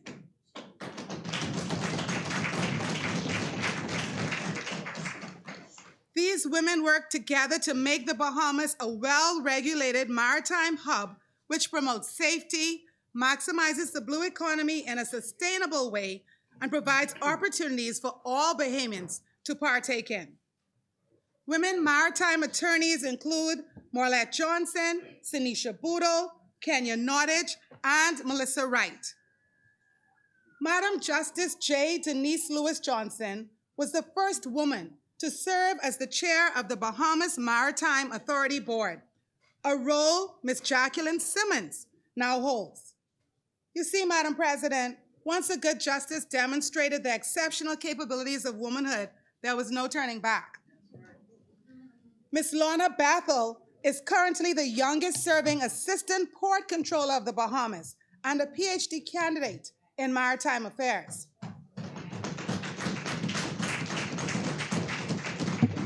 Madam President, we have Natalia Johnson, who is a tugboat captain at Kotug Seabulk Maritime in Freeport, Grand Bahama. Bahamian Ivana Seymour has been a chief officer with Royal Caribbean since 2019, Madam President, and Dr. Rihanna Neely Murphy is the director of the Department of Environmental Planning and Protection, which goes hand in hand with maritime. Dr. Brenda Clare, Madam President, has a PhD in mathematics and serves with distinction as president of LJM Maritime Academy. Madam President, there are so many other Bahamians and Bahamian women in particular who are out there excelling in maritime. We must support LJM's vision to work with urgency alongside the Bahamas Maritime Authority in developing a comprehensive directory of Bahamians in the field. Madam President, the job of an airplane pilot is to lift a flying vessel off the ground, tens of thousands of feet in the air, take it from one place to another, and then safely put it back on the ground again. What makes this job critical is the direct impact it can have on the most supreme commodity, life itself. The pilot and team of individuals who provide support to the pilot make up the aviation industry. No skyscraper in the world could offer the office view that pilots earn. The job is a complex one, and the training is extensive. Madam President, this is not one of those it's who you know jobs. You can't finesse your way through the training. Can't finesse your way through the training. The license comes with the understanding that a pilot can be entrusted with human lives. Like maritime, aviation is and always has been male-dominated in the Bahamas and around the world. Although women have always worked in the industry, organizing reservations, ticketing customers, and in other capacities, there were no Bahamian female pilots until Patrice Washington, nee Clark, took the leap. Bahamian airline pilot Patrice Washington was the first Black woman graduate of Embry-Riddle Aeronautical University.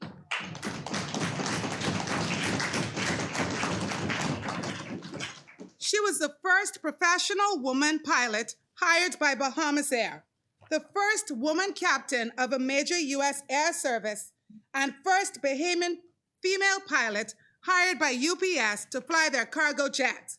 Madam President, her firsts are up there with the Honorable Dame here.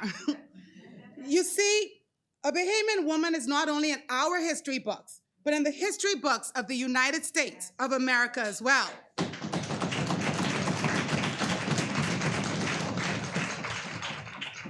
3 decades after Washington, on May 22, 2012, Frances Smith, Gwendolyn Ritchie, and Gail Saunders simultaneously became the first female captains of Bahamas Air Dash 8 aircrafts. That's right. Madam President, not one, not two, but 3 Bahamian mothers became the first female captains of all time in the Bahamas. Captain, they tell me, Madam President, is the highest rank in aviation. I found a commonality among these 3 captains other than motherhood. It is that they all knew exactly what they wanted to do at a young age. Passion drove these 3 educated women to the top of their field. On Ragged Island, Captain Gwendolyn would look forward to the regular trips made by doctors, where she would get to know the pilots and planes coming in. Captain Gail Saunders would watch the planes take off and land on Sundays at the airport with her family. On Long Island, Captain Frances Smith would watch planes fly by her home on a daily basis, to the point, Madam President, where she knew the name of almost every aircraft that flew by. The three women not only knew their calling, but they sought visual representations of where they wanted to be. Sometimes it's important to see a vision. Like these ladies, Madam President, I knew from 10th grade that I wanted to be a parliamentarian. I saw myself standing here making a contribution 30 years ago, and here I am today.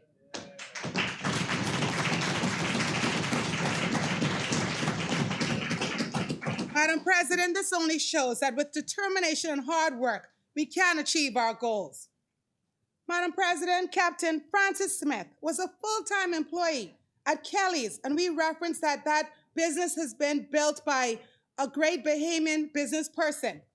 And Captain Frances Smith, she trained as a pilot part-time on the side, as we would say in the Bahamas, putting in time with whatever spare cash she had.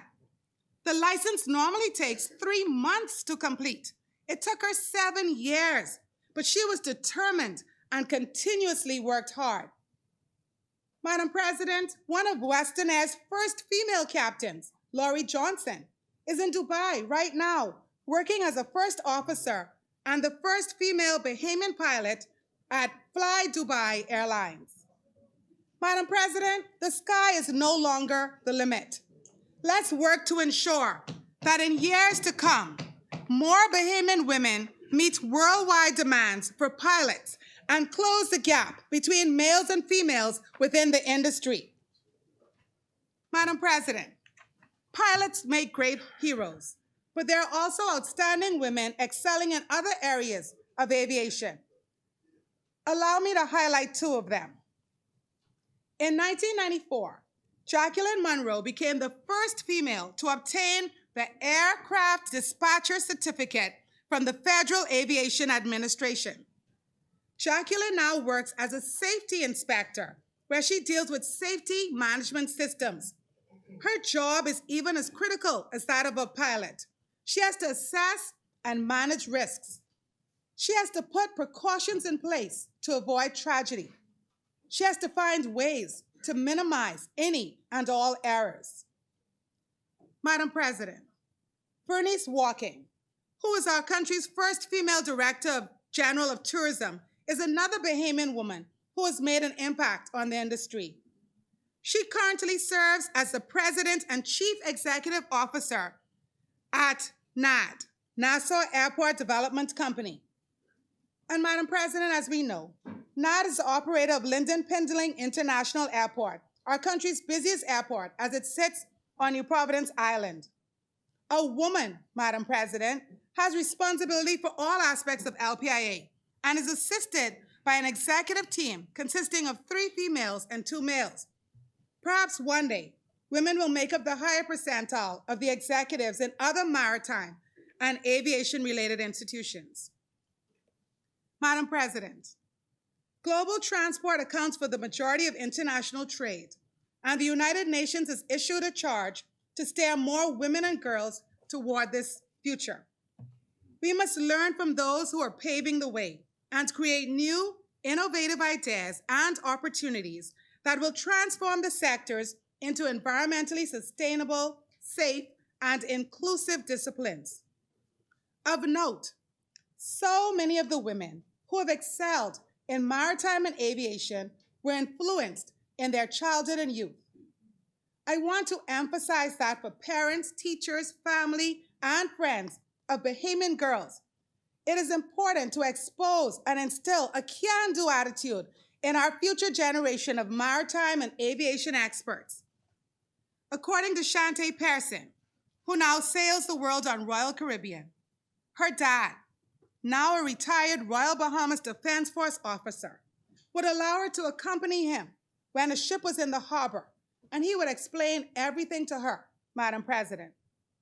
When Patrice Clark Washington took her first flight at age 5, aviation piqued her interest. Of course, She initially aspired to be a stewardess, but her destiny far exceeded her dreams. Aisha Bowe, of whom we are all proud, is a Bahamian American aerospace engineer, founder and CEO of a technology company. She is a real-life rocket scientist, Madam President.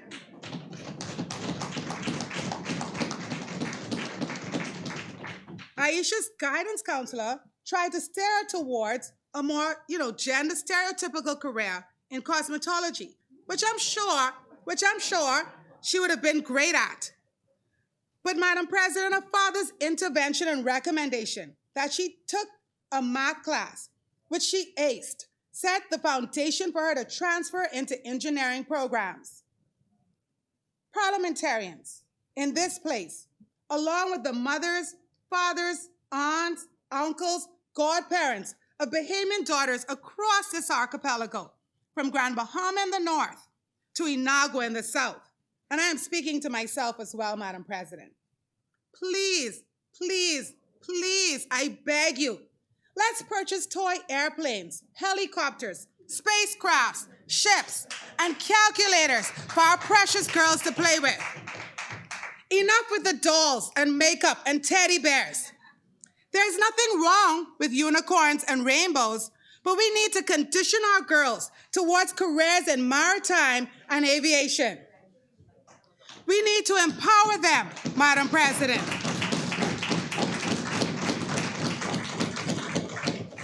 Madam President, we need to empower them to dream big and go far.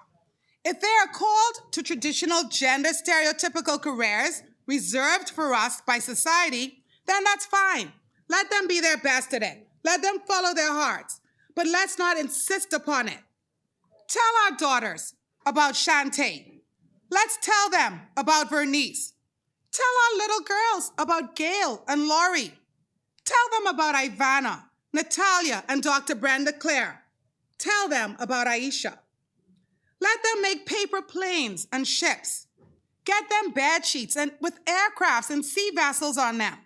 Put up stickers in their rooms. Let them watch National Geographic for kids. Madam President, I encourage us all to take them to the coastlines across our Commonwealth to see the boats and ships dock or leave the harbor, or to one of our mini airports to watch the planes land. Point out the planes as they fly over us in the sky. Expose them to these modes of transportation as much as possible and let them know that the cockpits of planes and bridges of vessels is where girls belong.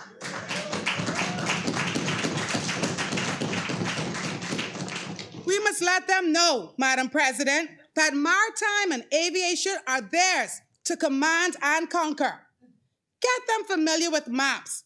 Point out various places to them and tell them that the way to get there is by air or sea. Let's reteach them the popular sing-along. Michelle, row the boat ashore. Hallelujah. Michelle, row the boat ashore. Hallelujah. Madam President, let us work as a community to show our girls that there is space for them. Let them know that there are no limits. Bahamian women who are succeeding in maritime, aviation, and aerospace engineering are not just opening the doors, Madam President, but they are holding them open so that others may follow. That is the responsibility of pioneers. Madam President, let us push our women and girls, men and boys in the Bahamas. Only through collaboration, a meeting of the minds, we will make our Commonwealth what it ought to be. It takes continued cooperation between men and women to advance the maritime and aviation sectors. After all, it is not one's capacity, it's one's capacity and competence that sets her or him apart from the rest, not his or her gender. I salute all who excel in these industries on this, the 60th anniversary of Bahamian women exercising the right to vote. Madam President, if anyone can, Bahamian women and girls can. Yes. God bless the Commonwealth of the Bahamas.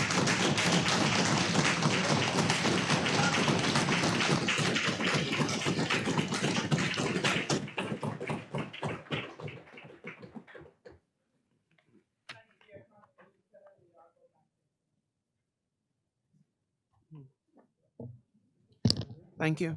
As many, the chair recognizes the honorable member for Marathon. Madam Speaker, Madam President. I would first like to say I want to personally recognize the pioneers and the fine women who have contributed significantly to this country. I personally say I salute all of you sitting in the gallery. Madam Speaker, I am humbled to stand in this honorable house and speak to the role that spiritual women leaders play in the development of the church post-1962. Madam Speaker, I must say, I don't recall our spiritual leaders, women, being recognized in this way. I am honored to do this today. The best-selling author, Madam Speaker, the best-selling author, Anthony Robbins, said, "Knowledge is power, and power is knowledge in action." Madam Speaker, historically, and even in many nations or most cultures today, the purpose and the roles of women are misunderstood or not known. The leadership role of women in the church is a major blind spot for men and women in the church. As I stand here in this parliament, I am reminded that we are all beneficiaries of more than 200 years of parliamentary democracy. In other words, we are a beacon to the world. Madam Speaker, paradoxically, we are far behind the 8 ball in ordaining women to the office of priests and pastors. Madam Speaker, as we know, the major denominations in our nation is the Catholics, Anglicans, Baptists, Church of God, Methodists, the Seventh-day Adventists. It is only later did we extend to the full gospel, non-denominationals, and of course, the apostolic churches. These denominations have removed the invisible barriers that prevents women from rising to priesthood and to pastorship. And the church ought to be commended for making this revolutionary decision.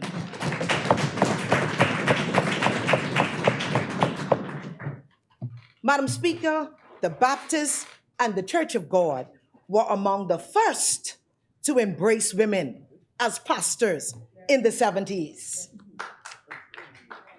The 1970s gave birth to women pastors like the late Reverend Clementina Stubbs of the Church of God, the late Reverend Lavinia Stewart of Mount Zion, and the late Reverend Ruth Bastian of Shore Temple.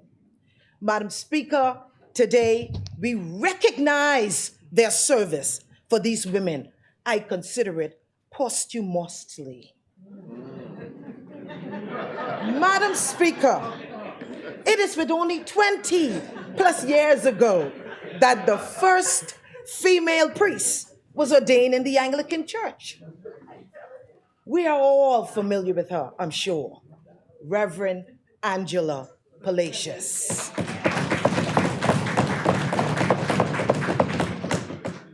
She is one of those spiritual leaders who is significantly contributing to weakening the power of fear and discrimination against women.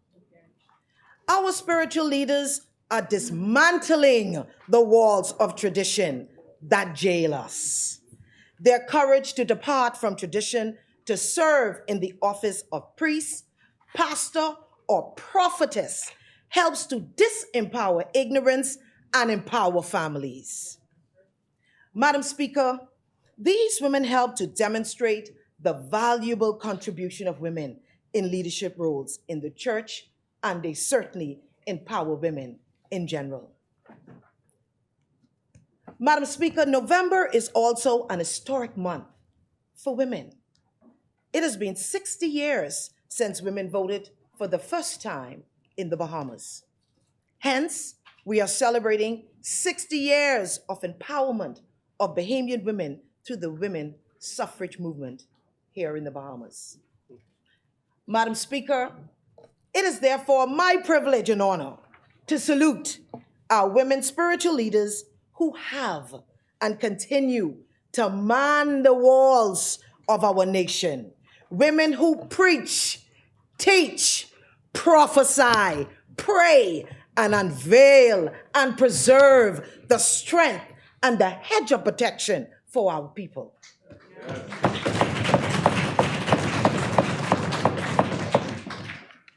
Madam Speaker, our women who have risen to this occasion as spiritual leaders in our country has contributed and protected our children and by extension, our families. They have prayed for our politicians. They have prayed for the sick. They have prayed for the seniors. They have prayed for the brokenhearted. Women in leadership in the church, I say to you today, thank you, women, for impacting the moral fiber of our nation. Madam Speaker, time does not permit, nor do we know all of the names of those who deserve public recognition. However, we can celebrate in knowing that our Lord keeps accurate records of all, and our works will never be in vain. Madam Speaker, some of our spiritual trailblazers I must mention, and they are not in any particular order of who's the greatest and the leastest. No.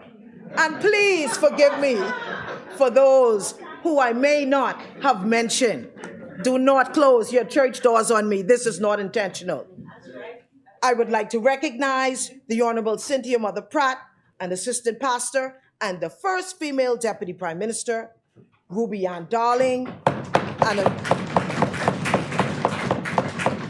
Miss Ruby Ann Darling, an ordained minister, and the first female registered voter, Reverend Carla Culmer, Reverend Kenris Carey, Bishop Helen McPhee, Prophetess Catherine Chisholm, Apostle Brenda Pratt, Apostle Elaine Johnson, Apostle Lee Watson, Prophetess Salvadita Fowler, Prophetess Sheena Moss, Prophetess Ann Moss, Prophetess Patrice Smith, Prophetess Carol Colby, Prophetess Marty Nordich, Prophetess Shamika Morley, Prophetess Janet McPhee, Pastor Betty Clare, Pastor Gloria Ferguson, Pastor Rosetta Clare, Pastor Ann Higgins, Apostle Janice Jones, Pastor Cleotra William, Reverend Miriam Emmanuel.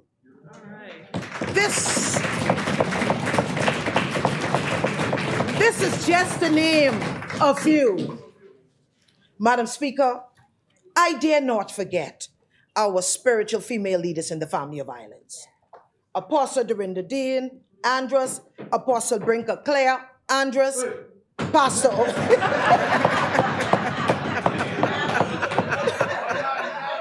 But you see the member of parliament for Andrus, he was excited. Pastor Ophelia Cox, Inagua, yeah. Pastor Inar Gray, Exuma, Pastor Margaret Woodside, Exuma, Pastor Barbara Gibson, Crooked Island, Reverend Pauline Virgil, Acklands, Pastor Sandra Bowles, Pastor Elva Dean, Pastor Vernon Stubbs, Pastor Poitier, Vernita Storr, Denise Bethel, Manette Poitier, Cat Island, Pastor Eula Johnson, Long Island, Prophetess Almina Hanna, Exuma. This is just a few. Madam Speaker, as we named a few of our pioneers earlier, we also pause to honor our warrior women pastors who followed the Reverend Bastians and Lavinia Stewarts. We honor the memory of the late Marina Sands and the late Reverend Ambassador Margaret MacDonald.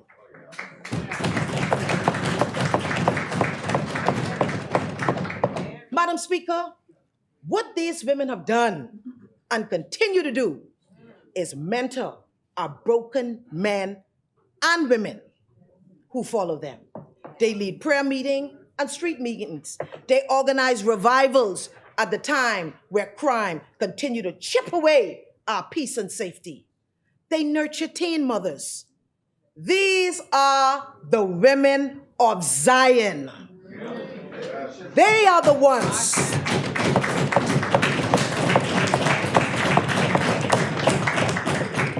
Madam Speaker, they are the ones, and I'll tell you this, who speak, prophesy, and declare over the great women in business, in sports, in economics, in aviation, in every sphere of our life. It cannot be denied. They must be honored today.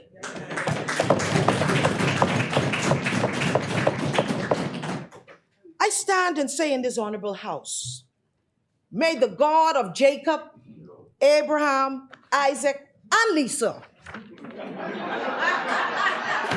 continue.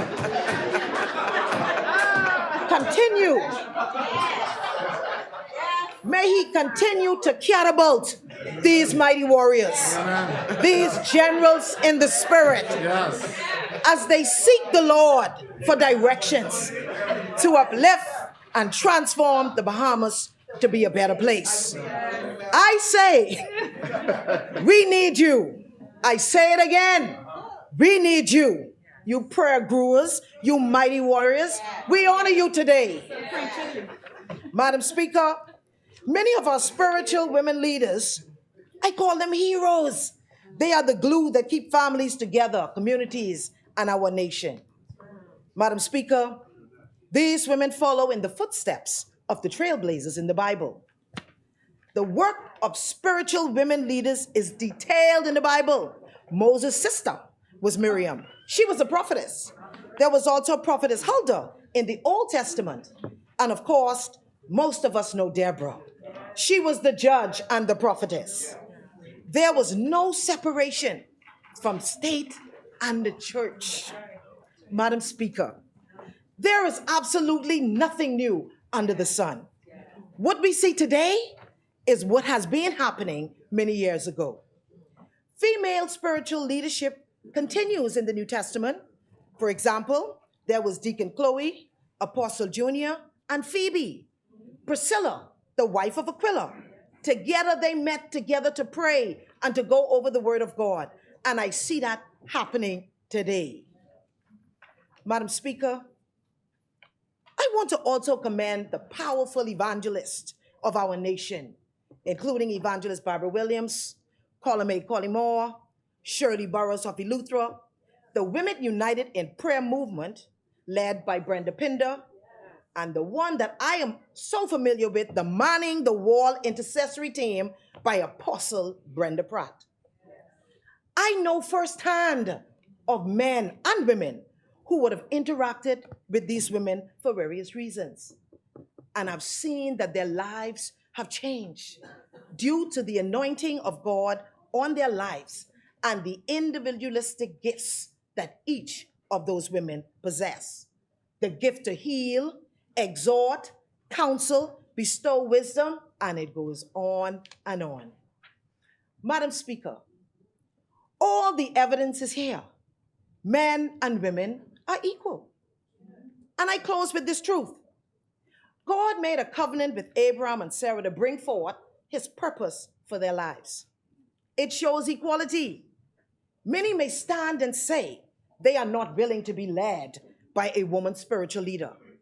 Well, I stand to say that I am.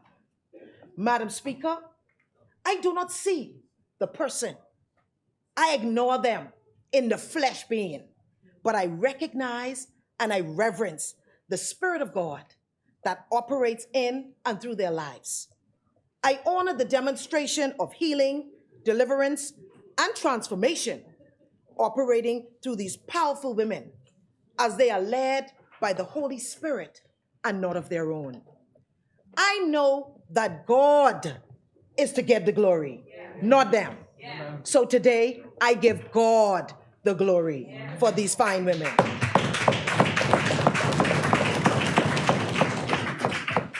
Madam Speaker, God does not look at gender.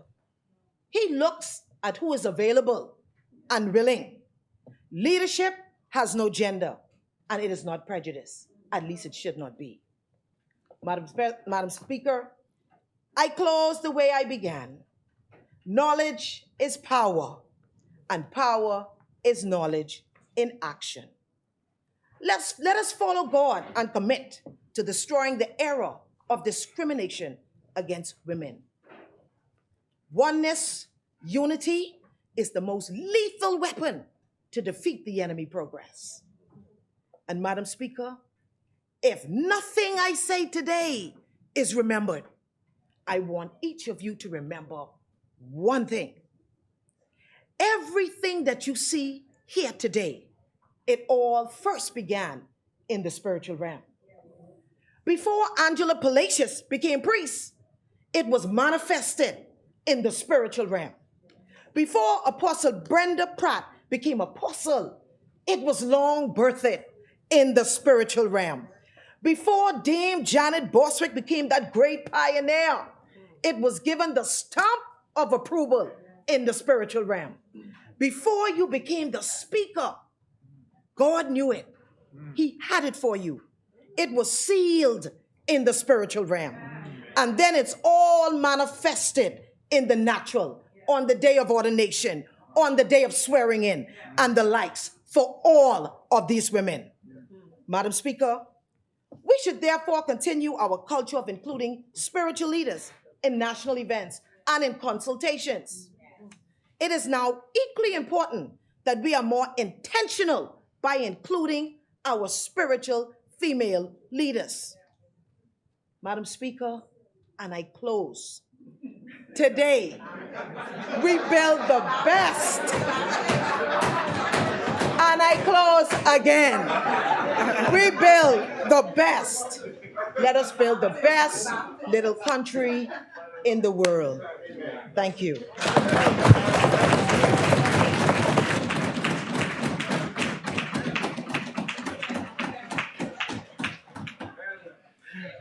Thank you, Honorable Member.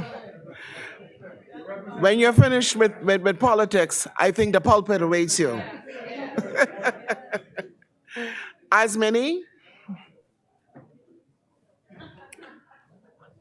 The chair recognizes the Honorable Member for Seabreeze.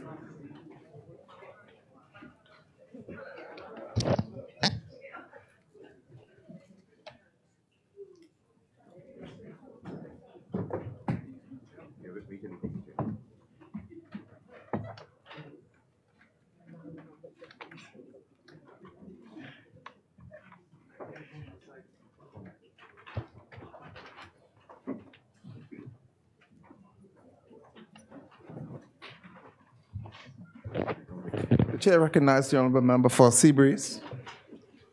Madam Speaker, Deputy Speaker, Madam President, honorable members, distinguished guests. It was about 2 years ago when I rose in this honorable place for the very first time.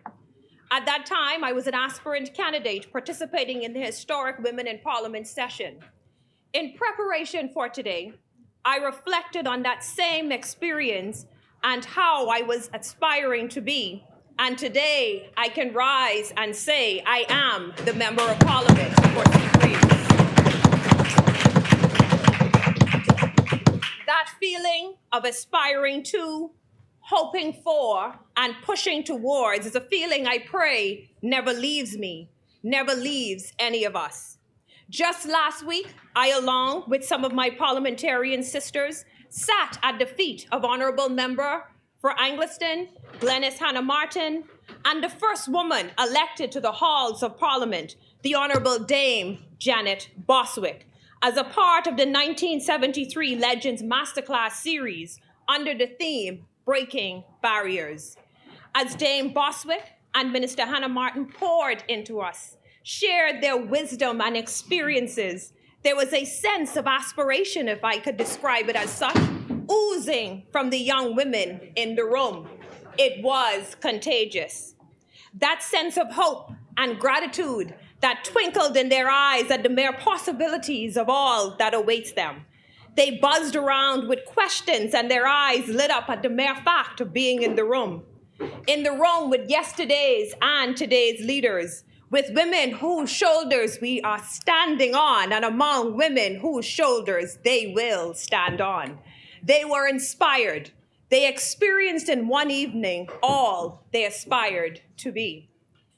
May all of us here today, participating in this significant session, never forget that feeling, never losing sight that there is a young lady somewhere in our beautiful isles watching us, a young generation waiting on us, a seasoned generation holding us up, and the generation of today demanding of us to lead, to thrive, and empower.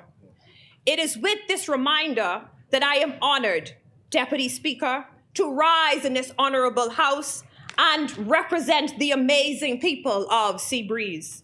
I join the voices of my sister colleagues in representing all of the Bahamian women and girls everywhere, aspiring to advance national development, achieve equality, and experience equity as we chart the course for a stronger, more vibrant, more sustainable, and prosperous Bahamas.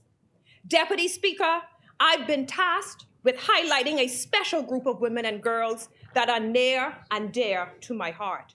The women and girls that have shaped and catapulted the development of the Bahamas through sports and culture. If you know me, among many things, I am an athlete and a cultural enthusiast. Two things I believe that are symbolic of being truly Bahamian. Sports represents our tenacity and determination as a people, and our cultural expression is an outlet for our creativity, our passion, and the gatekeeper of our history. It is in our step, our pitch, our jump shot, our dive that we prove our standard of excellence and world-class achievements.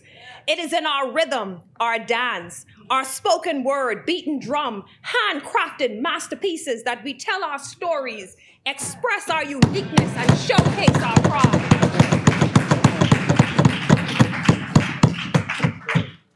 Interestingly, I've spent the past year diving even deeper into our culture, as I have the honor of chairing the Independent Secretariat Commission for our nation's 50th independence celebrations. I am humbled by the Honorable Prime Minister and the Cabinet of the Bahamas for entrusting me to lead a team of world-class professionals to curate such a milestone for our country. After Dorian and COVID and in the midst of economic changes and unforeseen circumstances, this team must remind the country that we have something to celebrate, so much to be proud of. And today, as women, as always, we are getting the celebration started. Yeah.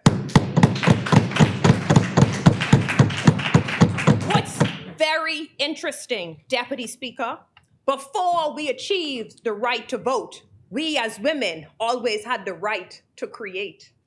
Madam Speaker, I recall, and I am sure many of you ladies in here today can relate, sitting at the feet of our grandmothers, like mine, Alice Marie Bastian and Sybil Lockhart Miller, as they sewed from small hem repairs to school uniforms to fancy dresses for church. Now we have designers gracing the stages of international fashion shows, showcasing Bahamian couture, from swimwear to formal wear, from creative tees to bridal gowns. The evolution of our creativity demonstrates our capacity, but more importantly, the tenacity of our creatives to take the Bahamas to the world.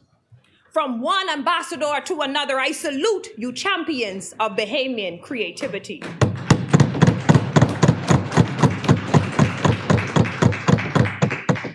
I think we can all reflect briefly on many of the historical moments that ushered in change, and how at the moment's notice, at an arm's length, right along with our forefathers, were our foremothers, answering the call to fight, to speak up, and to march on. Among them were our straw vendors, women who have shaped with their hands token of our hospitality, women in our resilience and showcase our ability to take something and make it everything. Straw vendors who have welcomed our tourists, sacrificed to strengthen our middle class, advocated for the least of us, worked hard for the most of us, and ushered in techniques and methods that international designers envy. Their hands have shaped the way we create, representing the way we as Bahamian women can bend, twist, flex, but we do not break.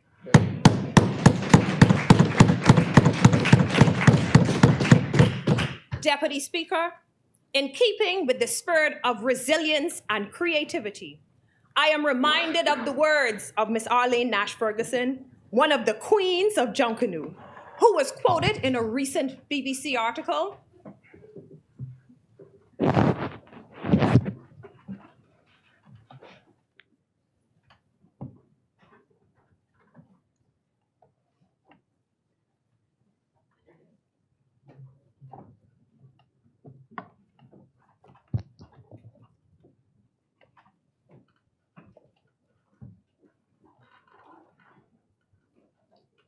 Madam Speaker, in keeping with the spirit of resilience and creativity, I am reminded of the words of Mrs. Arlene Nash Ferguson, one of our queens of Junkanoo, who was quoted in a recent BBC article as follows: "Junkanoo itself is the story of resilience. It is really a symbol of how strong and determined we are as a people. We've had Dorian and now we have COVID. And as we have done with every other crisis before this, we will survive. As we say in the Bahamas, we will bounce back. And that is just a part of who we is, to put it in Bahamian English."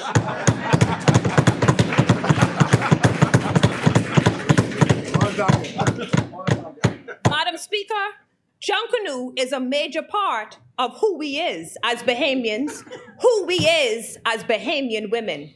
Junkanoo is a celebration, an unbreakable connection to our heritage and our ancestors.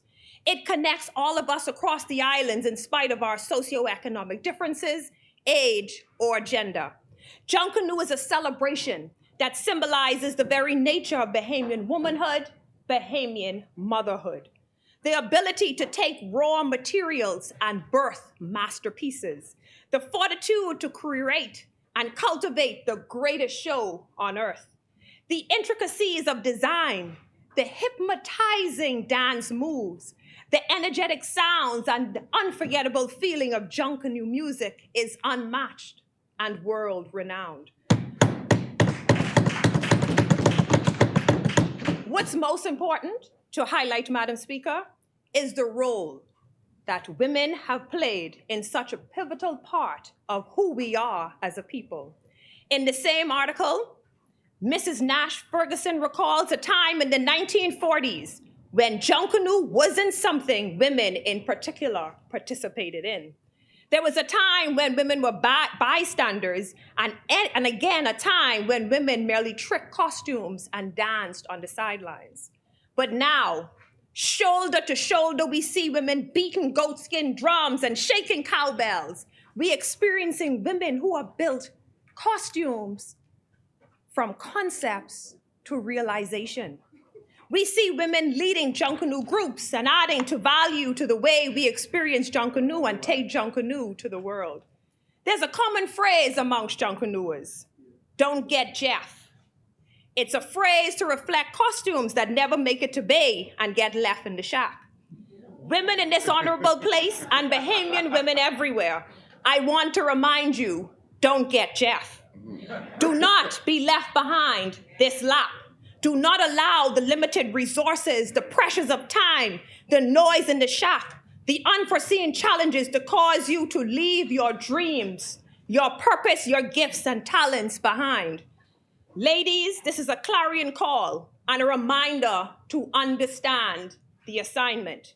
We need you to rise to the occasion. We need you to finish what you've started. What you are creating is needed beyond the shack. Get to work and get on bay. Yes. Madam Speaker, time doesn't permit me to dissect every precious and valuable aspect of our cultural contribution as Bahamian women. But I cannot take my seat without sharing these three nuggets with you. Firstly, we as Bahamian women have evolved our cultural experiences and expertise into local and global enterprises. More and more women are artists, artisans, chefs, food manufacturers, writers, entertainers, creatives. We have broken barriers in entrepreneurship and economic freedom.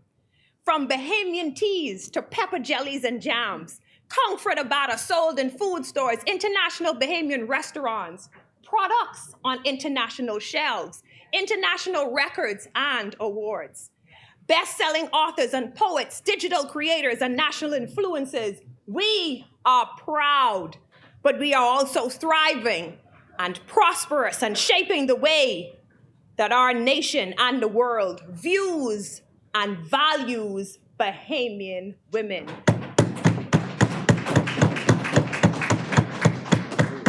Secondly, we as women, especially Bahamian women, have to constantly fight this narrative that women don't support women. The thing is, culturally, it naturally unites us.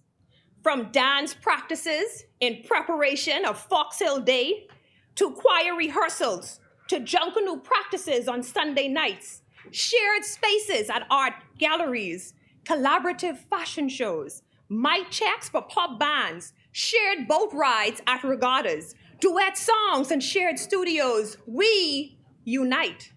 In cause and in culture, we find a rhythm we can all dance to. We find a beat that we can all march to, and we celebrate the similarities that connect us. Culture celebrates all that unites us, all that binds us, all that keeps us moving forward, upward, and onward together as Bahamians, as Bahamian women. Thirdly, we as women has always used our culture to express ourselves, our joy, our pain, our grief, our frustration, our freedom, our womanhood, through our art, stage plays, rehearsed dances, songs over gumbe beats and rake and scrape. We've shared our stories with each other and with the world. May we never lose our freedom of expression, never limit the power of our culture, and never underestimate a Bahamian woman with a mic, a pen, a sewing needle, or a rhythm.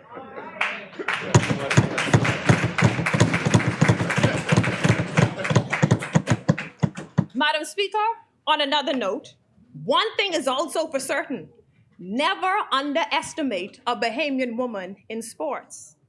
Our Bahamian female athletes are more golden than the medals they have adorned, more prized than their countless trophies, and stronger than any race or obstacle they've faced. In our lifetime, we've seen our golden girls take the world by storm and make room for Tonique, Shawnee, and countless others.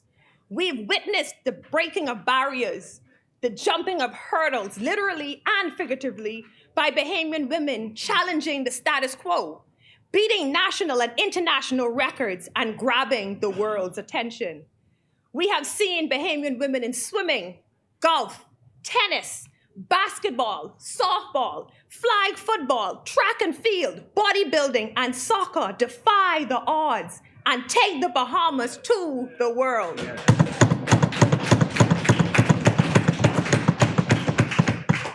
Because of their determination, their commitment, and their unwavering Bahamian pride, we've heard our national anthem play and our flag draped in arenas all around the world. Because of them, the world marks the manner of our bearing. Right. Because of them, millions around the world know that we are the most beautiful and talented little country in the world. From one ambassador to another, I salute you, champions of Bahamian excellence and resilience. Madam Speaker, did you know that we are kicking off the road to 50th independence celebrations with a race of our very own? Our own golden girl, Pauline Davis, has already graced the New Providence route, and I wish to challenge all of my colleagues here and every woman and girl that hears this to join in this race to 50 on Saturday, December 3rd. When we developed this event, we only had in mind an activity that promoted our nation to be healthier and to be in a better shape as we usher in our 50th anniversary as an independent nation. But today, I am sounding the call for our Bahamian women and girls everywhere to join in the race to 50. Registration is free. You can walk or run or push, and it's happening nationwide on every island and every key.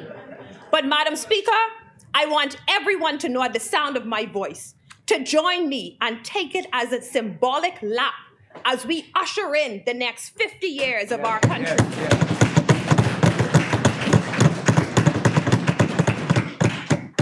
Let's run a race united. Let's run a race as equal and equitable contributors to our nation's development and progress. Let's run a race that demonstrates our value and our tenacity. Let's run a race that our foremothers only dreamed of being able to do. Let's run a race that allows the next generation to fly. Thank you, Madam Speaker, and to my colleagues for this wonderful opportunity. Let's run.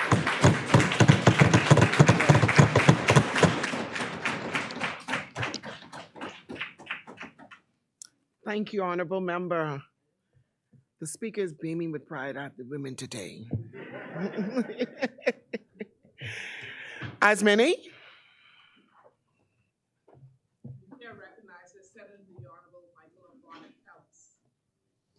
Thank you, Madam Speaker, for extending to the Senate an invitation to meet in this joint session of Parliament to explore the contribution of women to the development of the Bahamas. Madam President, in the 1950s, the fierce and determined women of the suffragette movement in the Bahamas started to advocate not only for the rights of women to vote, but equal rights and opportunities for all Bahamians. Madam President, there is one particular suffragette whose indomitable spirit remains close to my heart. My daughter is the great-great-granddaughter of Eugenia Lockhart. As we have heard here today, the suffragette movement was a catalyst for women to step out of the shadows and to make an indelible mark on the development of the Bahamas. Women became acutely aware of what they could accomplish, and we will see that in the public service and the administration of justice, just as those other areas, women added to the history and improvement of the country. Women have always been present in the public service, but their presence was limited to traditional fields such as teaching, nursing, or as administrative assistants. Women gained access to these professions via on-the-job training and experience. Their opportunities for tertiary education were limited. But those suffragettes, with what only could be described as an advanced understanding of the way forward, recruited younger women like Dame Ivy Dumont to join the cause, but in a different way. They became involved in the teachers' union and used the power of the collective to advance the status of women. These women were less focused on the right to vote. They were focused on the overall economic and social improvement of women. The teaching profession in itself had limitations. The term headmaster acted as a ceiling which prevented women from being principals of high schools. Women were not allowed to work on the family islands. Those postings were reserved for men until women were able to get that post-secondary education and qualifications which previously eluded them. Men like Cecil Curling and Arlington Butler worked with female teachers to do their A-levels, making teachers eligible for those postings which were previously out of reach. Madam President, the advance was in progress. Women like Katrina Cartwright and Katie Davis were given the opportunity to study abroad at St. Benedict University in Minnesota. Another group of women went to the University of Miami. As women achieved paper certifications to pair with their years of experience, they pushed harder. They weren't accepting no for an answer. As Senator Maxine Seymour said, competence and capability are not influenced by gender, but opportunities for Bahamian women outside of teaching, nursing, and administrative assistance was limited. progress was limited to the Ministry of Education, and women like Dame Ivy Dumont, Susan Wallace, and Sadie Curtis made their mark in the ministry after spending time in the classroom. If a woman was considered for a senior public officer post, foreign women were preferred. It was not easy to transfer from one service to another. There was an expectation that these women would remain teachers and nurses for life. But when women received those diplomas, they gained confidence, and they were able to push for positions in other ministries, but teaching and nursing remained the main entry point. The formidable Cynthia Mother Pratt initially joined the public service as a nurse. As women joined other areas of the public service, they thrived. The political directive developed and appreciated that women brought a different type of organizational skill. We are deliberate in our actions. The skills we honed while managing our households translated seamlessly into the administration of the public service. By the 1980s, teaching and nursing were no longer entry points. The public administration diploma provided another avenue for women to receive the accreditation they needed to justify further advancement in the public service. Departments like the Treasury were among the first to see women like Eugenie Cartwright in leadership. Women like Margaret MacDonald, the first cabinet secretary, Melanie Roach, the first director of works in the Ministry of Works, Barbara Pierre, the first director of immigration, Ethelyn Isaacs, the first female financial secretary. As women advanced in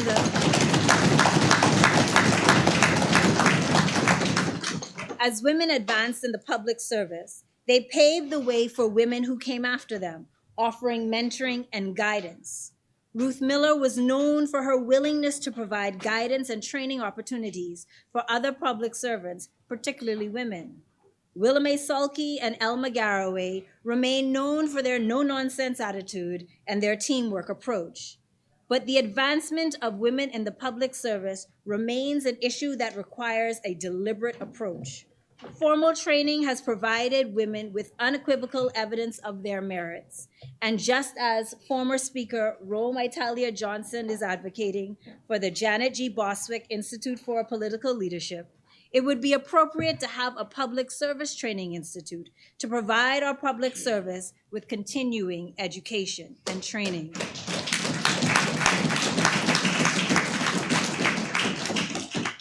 With the launchpad of a teaching career, women have gone on to other careers. A number of highly qualified teachers left the teaching profession to become lawyers. They include Sharon Lady Wilson, Claire Hepburn, Ellen Serville, Elma Campbell, Diane Stewart, and Etta Dumont. Out of this group of women, 3 went on to become members of the judiciary, 2 ambassadors, a cabinet ministers, 3 became members of the Senate, including the president of the Senate. With the growth of women in the legal profession, we have also seen growth in the judiciary. The first female lawyer, Patricia Causey, was admitted to the Bahamas bar in 1953. There were 3 female lawyers admitted to the bar in the 1960s. Eileen Depuch-Karen, Jeannie Thompson, and Ruby Bethel Nottage. By August 1978, women made up 12% of the legal profession. And everybody knows, we received our first female Attorney General, Dame Janet Boswick, in 1992. Since then, we have had 2 additional female Attorney Generals, Claire Hepburn and Allison Maynard Gibson.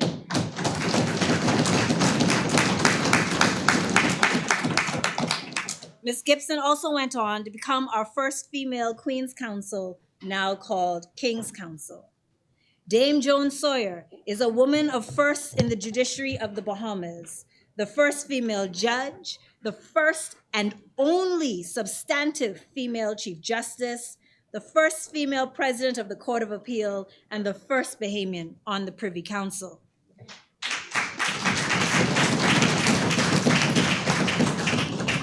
She was succeeded by another female, Dame Anita Allen, who was the first jurist to be appointed to the president of the Court of Appeal directly from from the Supreme Court.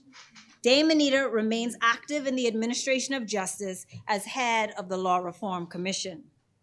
Other female jurists include other female Supreme Court judges include the retired Justice Jeannie Thompson, the retired Justice Ruby Nottage, retired Justice Vera Watkins, retired Justice Rhonda Bain, retired Justice Estelle Gray Evans, and the recently retired Justice Ruth Bodarvo.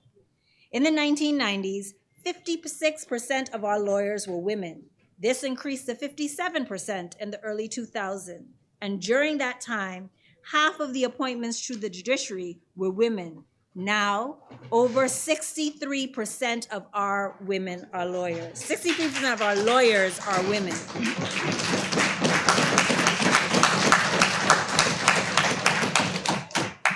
Currently, 12 of our 18 Supreme Court judges are women, 4 of our 6 registrars are women, and 10 of our 18 magistrates are women.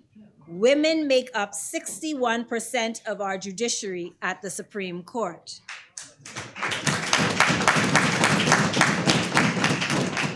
Unfortunately, time does not permit me to name all of them, but I encourage the public to visit the judiciary website, www.bahamasjudiciary.com, where they are helpfully identified.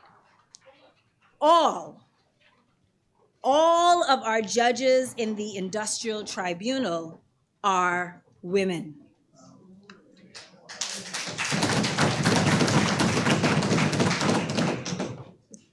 Unfortunately, despite having 2 female presidents in its history, the makeup of the Court of Appeal only has 2 women, Justice Crane Scott and Justice Carolita Bethel. Madam President, I'll have to speak to you-know-who about that. Madam President, law enforcement has notoriously been a male-dominated area, and the advancement of women in this environment is praiseworthy. Again, gaining the right to vote acted as a catalyst to advance women in the police force. Women voted for the first time in 1962, and a mere 2 years later, in 1964, women were allowed to apply to be police officers. 122 women applied, and 6 of them began training. They were Anita Bethel, Teresa Baker, Norma Clark, Alceda McFall, Hildred McLean, and Esther Stubbs.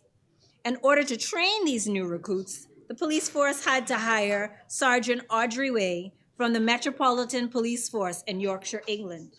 Prior to this, civilian women only served in the police force as matrons, and her job was to assist the male officers when women and children were in police custody.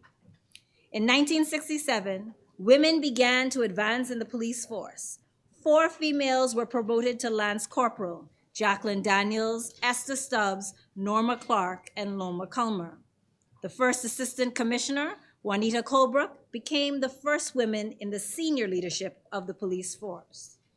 Other women who have achieved notable firsts in the police force are Dorothy Davis, Delmita Turnquest, Denise Tynes, Ruby Colley Saunders, Killy Hasty, and Allardyce Strawn.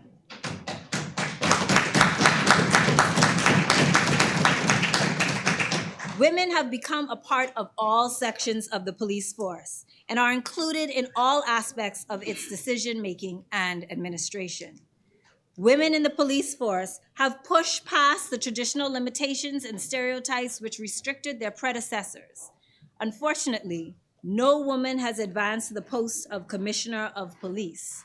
Yet. Women entered the Defense Force later in 1985. The historic squad of 16, Prenell Ambister, Shane Bain, Cheryl Bethel, Minez Cargill, Bianca Clare, Carolyn Douglas, Cynthia Edgecombs, Gleneva Evans, Ida Mae Ferguson, Christine Gibson, Marsha Grant, Gay Major, Juliana Major, Ora Pratt, Joan Thompson, and Vera Wood. They thought these women would provide them with much-needed administrative and clerical assistance, but these women had greater things in mind. Cheryl Bethel and Gay Major went on to become the first commissioned female officers, and Gay Major went on to become the lieutenant commander and was the first female to become a senior officer in the force. There are currently a total of 15 women in the officer corps compared to 106 males. That's only 15%. The leadership team consists solely of male officers, and it has been that way since the inception of the force. No female has ever broken the barrier and held the rank of captain. The highest rank a female has ever held is that of commander. 23% of the police force is women, and I look forward to reviewing that number on the 70th anniversary of women's suffrage.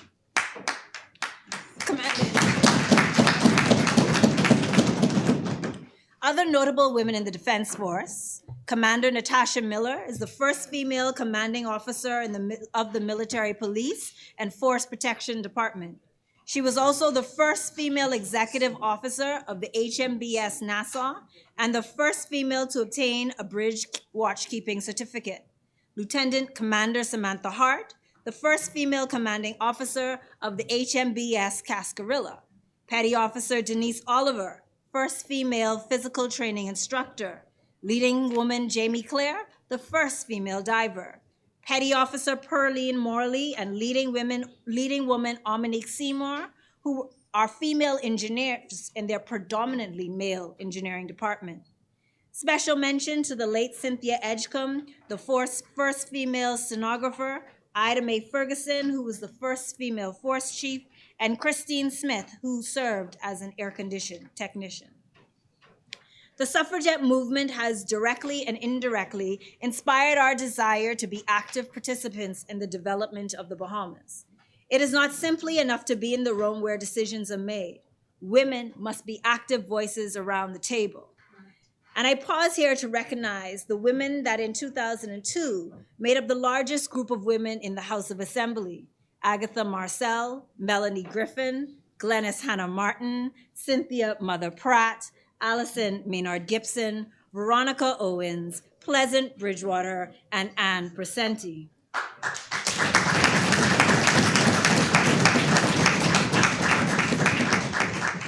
Thank you for making our presence in this place a norm.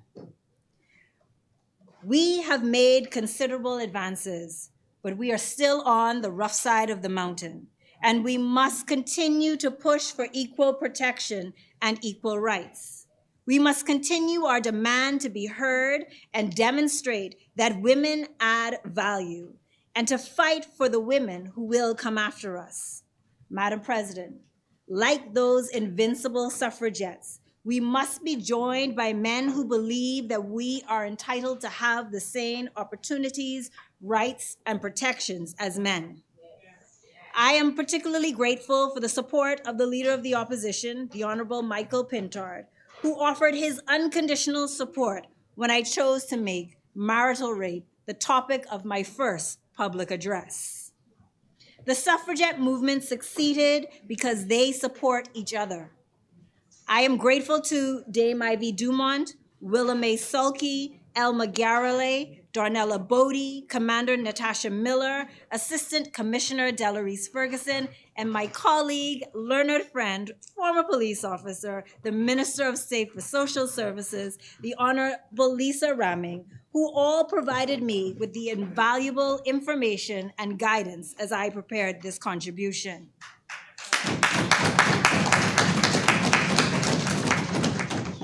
In contributions of this nature, where we recognize people who have made an impact, there is an extremely high probability that somebody will be left out. To those who have been left out, I apologize. But this exercise demonstrates that we as women must tell our stories. We cannot rely on others to record and recognize our accomplishments. We must record her story. Madam President, the suffragettes inspired and motivated our grandmothers to make great strides in the economic advancement of women. This is a relay, and we now have the baton. We must continue to make strides so that our daughters, nieces, and grandchildren have a chance to truly be equal. We run things, and we shall not be moved. We runtings, we shall not be moved.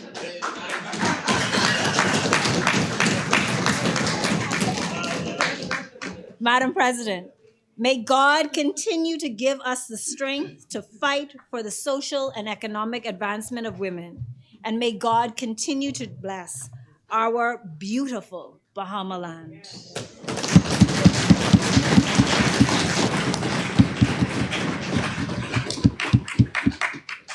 Thank you for your contribution, Senator Michael Bonnet Ellis. As many, the chair recognizes the honorable member for Elizabeth. Madam Speaker, 40 years ago, the Right Honorable Dame Janet Boswick shattered the glass ceiling for Bahamian women with her general election victory, becoming our nation's first female member of parliament.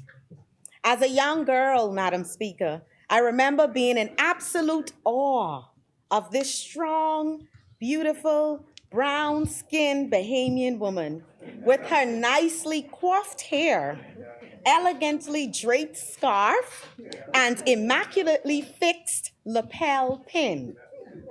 I remember the commanding power of her words and the ease and eloquence with which she spoke. For generations of women, Madam Speaker, Dame Janet Boswick is considered the quintessential representative of Bahamian women in politics.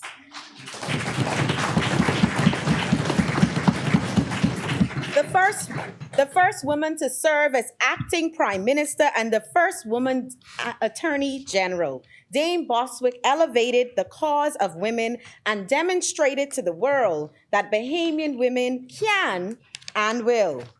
Make no mistake about it, Madam Speaker, it is because of Dame Janet Boswick's national service and that of other elected women parliamentarians that thousands of Bahamian girls and women know that a female can serve as a member of parliament in the Bahamas. I sincerely thank Dame Boswick for being a mentor, inspiration, and hero to many Bahamian women, and for bringing us along with her through that shattered glass ceiling.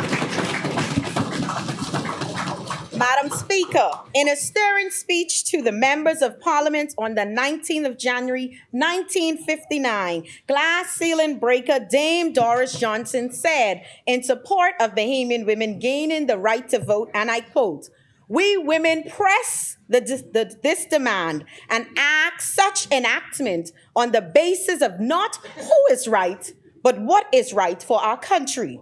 We judge expediency only on this basis. We seek no compromise. There is no alternative. We arbor any delay in action. We women ask only that you gentlemen move now to secure the rights of 54,000 women, including wives and daughters," end quote. Those words, Madam Speaker, spoken by Dame Johnson in a then British colony some 41 years after women gained the right to vote in the United Kingdom, 15 years after universal adult suffrage in Jamaica and Barbados, and some 14 years after women gained the right to vote in Trinidad and Tobago, marked a significant turning point for the struggle for universal adult suffrage in the Bahamas. A glass ceiling breaker, Dame Johnson would go in on Bahamian history to be the first Bahamian woman to contest the general election in the Bahamas, the first female appointed to the Senate, and to serve as the president of the upper house, the first woman to be made a government minister, and the first woman to serve as acting governor general. In more than 6 decades since those impactful words were uttered, Madam Speaker, the Bahamas has undergone an incomplete but revolutionary period of glass ceiling breaking change and progress for women in politics and nation building. I use the word incomplete, Madam Speaker, not to diminish the glass ceiling breaking achievements of strong Bahamian women in politics, and nation building, like the Honorable Dame Doris Johnson, the Right Honorable Dame Janet Boswick, the Honorable Dame Ivy Dumont, the Honorable Cynthia Mother Pratt, the Honorable Loretta Butler Turner, and the Honorable Glenys Hannah Martin, but in recognition of the fact that the empowerment and upward mobility of women in politics will always be a continuous journey, not a destination. Madam Speaker, in 1978, during a panel discussion about women's aspirations in the United States called Mirror, Mirror on the Wall, Marilyn Loden coined the phrase glass ceiling. The term, Madam Speaker, refers to sometimes invisible barrier to success that women come up against in their careers. While other panelists chose to talk about women's socialization, the way women were perceived to behave, and the looks of women, Loden elevated the depth of the conversation by talking about the resistance in organizations to female leaders beyond the lowest rung of the ladder. In the 1940s, the 1950s, and early 1960s, Bahamian women faced many barriers in their political aspirations, or in other words, Madam Speaker, a glass ceiling. Fueled by a deeply ingrained cultural bias, the role of women in politics was confined to the home and that of a supportive but quiet spouse in the public. Boy, has that changed. In fact, one member of parliament at the time said that women would get the right to vote, and I quote, over my dead body, end quote. While women gained the right to vote in the United Kingdom in 1918, and in major Caribbean countries like Jamaica and Barbados in 1944, and Trinidad and Tobago in 1945, women in the Bahamas, Madam Speaker, were not afforded the right to vote until 1962. Going a bit deeper, the Bahamas achieved universal adult suffrage after smaller and less populated Caribbean islands like St. Lucia, Dominica, and Grenada. I share these historical observations so that our Bahamian women and young girls can truly appreciate the history and the struggle of our glass ceiling breaking forebearers. No Bahamian young girl or woman should ever take for granted the rights we enjoy today. Madam Speaker, as we pause to celebrate the 60th anniversary of women's suffrage movement in the Bahamas, I'm extremely humbled to be afforded the opportunity to pay tribute to women in politics and nation building. The theme of my contribution, Madam Speaker, is Mirror, Mirror on the Wall, celebrating 60 years of Bahamian glass ceiling breaking women in politics. I choose to include the phrase mirror, mirror on the wall in the theme of my presentation, not to invoke the fairy tale of Snow White and the Seven Dwarfs, but to remind all women in politics and those aspiring to nation building of who we are and from whence we came. The greatest power of a mirror is in its ability to reflect. A mirror reflects our history. A mirror reflects our journey. A mirror reflects our progress. Madam Speaker, who we are today as women in politics and nation building is a reflection of the sweat, blood, and tears of women who came before us. Those glass ceiling breakers. Women like Mary Ingram, Mabel Walker, Georgina Simonette, and Eugenia Lockhart, who started the women's suffragist movement, campaigned for universal adult suffrage in 1950, and those women who worked tirelessly to further the advancement of women. Glass ceiling breakers like Irma Grant Smith, Lady Russell, the wife of Sir Dudley Russell, and Beryl Hannah. I brought my mirror to this special sitting of Parliament, Madam Speaker, because in my reflection, I see the enduring example of Bahamian women, especially young girls, and to my daughter of a young Ruby-Ann Cooper Darling registering to vote and impacting the course of history in our nation. In this mirror, I see strength and a no-nonsense attitude of dozens of glass ceiling breakers, like the Honorable Teresa Moxie Ingram, the Honorable Rome Italia Johnson, the Honorable Sylvia Scriven, the Honorable Wanian Dorset, the Honorable Z.C. Allison Maynard Gibson, the Honorable C.V. Hope Strawn, the Honorable Lanisha Roll, the Honorable Chanel Ferguson, and the Honorable Miriam Emanuel. In this mirror, this powerful and reflective mirror, Madam Speaker, that we must use to teach our young girls and women about the history of our journey in the political arena and the value of not being afraid to stand up. Madam Speaker, as a young female parliamentarian, I am so very proud of the legacy that has been gifted to me. As the mother of a young, beautiful, brown-skinned girl, I'm excited to share important historical observations, like the successive female presidents of the Senate, the Honorable Lynn Holowesco, the Honorable Sharon Wilson, the Honorable Kay Forbes Smith, the Honorable Mildred Hall Watson, and now the Honorable Lachelle Adderley, and the value of their impact in molding our views on women leadership. As I stand in this chamber, Madam Speaker, I stand erect, proud, and dignified because of the glass ceiling breaking class of 2002 female members of Parliament. The Honorable Agatha Marcel, the Honorable Veronica Owens, the Honorable Pleasant Bridgewater, the Honorable Ann Perseni, the Honorable Z.C. Allison Maynard Gibson, the Honorable Melanie Griffin, the Honorable Cynthia Mother Pratt, and the Honorable Glenys Hannah Martin. Today I serve with my glass ceiling breaking sisters, the Honorable Speaker of the House, Patricia DeVoe, the Honorable Ginger Moxie, the Honorable Pia Glover Roll, the Honorable Lisa Ramming, the Honorable Leslie Miller Bryce, the Honorable Glenys Hannah Martin.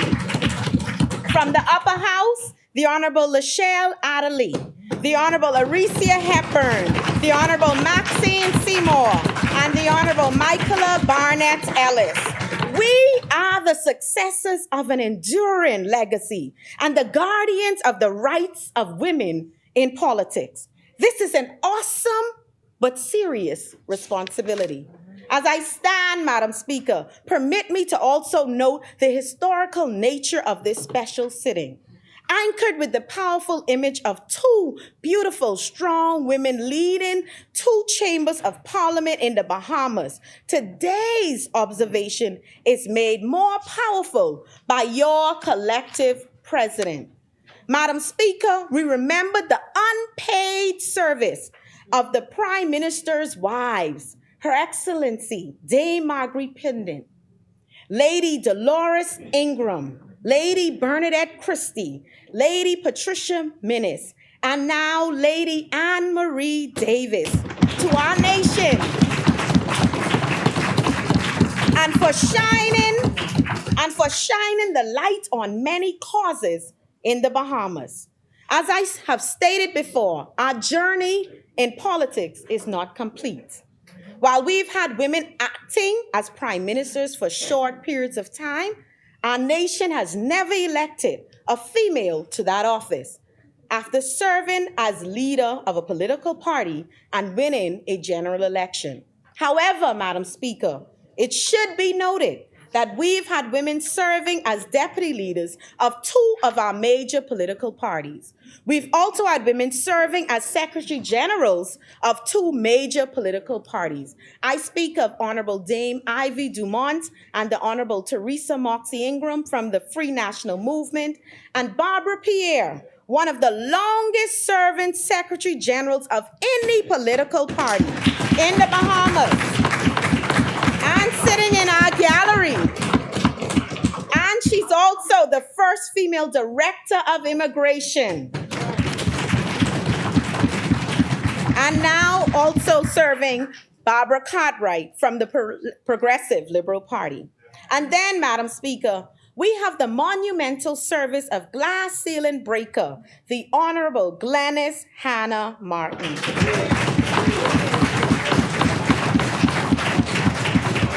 the first woman to be elected chairman of a major political party in the English-speaking Caribbean.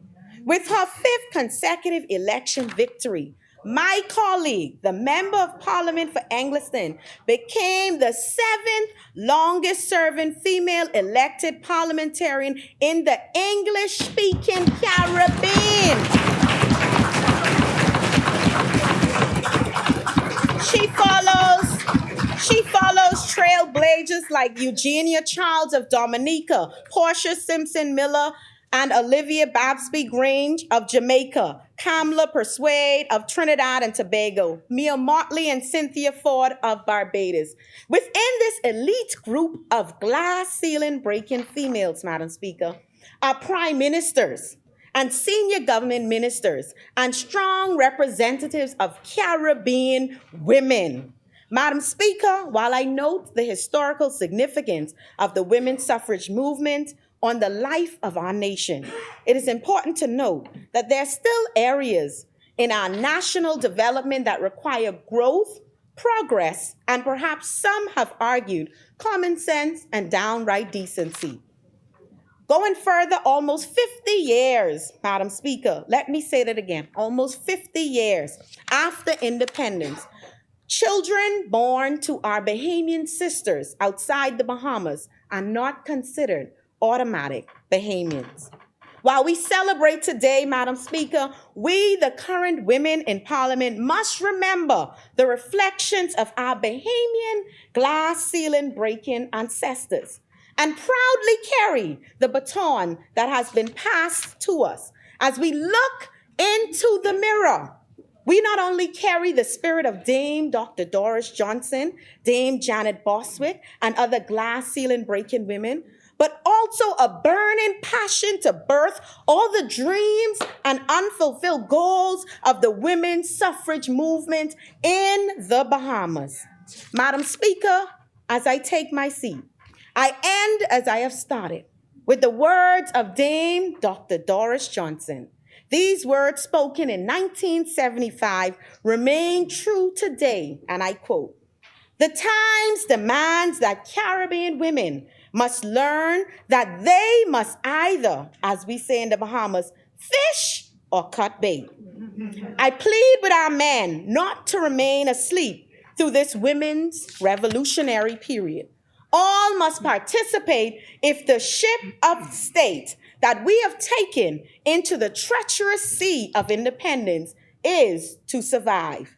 It will take the conscientious effort of men and women in the town, as well as men and women in the field and rural areas to make their contribution," end quote. May God continue to bless the Commonwealth of the Bahamas. Thank you.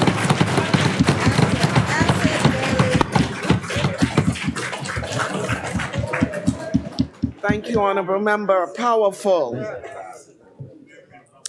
It is removed and seconded that the following resolution be agreed. I get that from Brussels. Whereas the Parliament of the Commonwealth of the Bahamas, on behalf of the Bahamas, recognize, honor, and salute Mrs. Mary Ingram, Mrs. Eugenia Lockhart, Mrs. Georgiana K. Simonet, Mrs. Mabel Walker, and Dame Doris Johnson, God-fearing women who, in their quest for justice and equity for all Bahamians, established and led the women's suffrage movement with the support of other women. Be it therefore resolved that the Parliament and people of the Commonwealth of the Bahamas do honor, recognize, and forever celebrate the vision and courage of the leaders and members of the women's suffrage movement, their contribution to the enfranchisement, universal suffrage, and social and political change in the Bahamas. This 60th anniversary of the enfranchisement of women and the continued work and contribution of women in and to the Bahamas. As many are in favor will remain seated. Those opposed will stand. The motion is carried.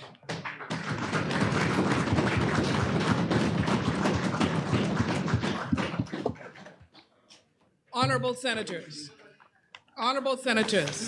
as many as in favor say aye. Aye. Those opposed say nay. The motion is carried. The resolution is agreed.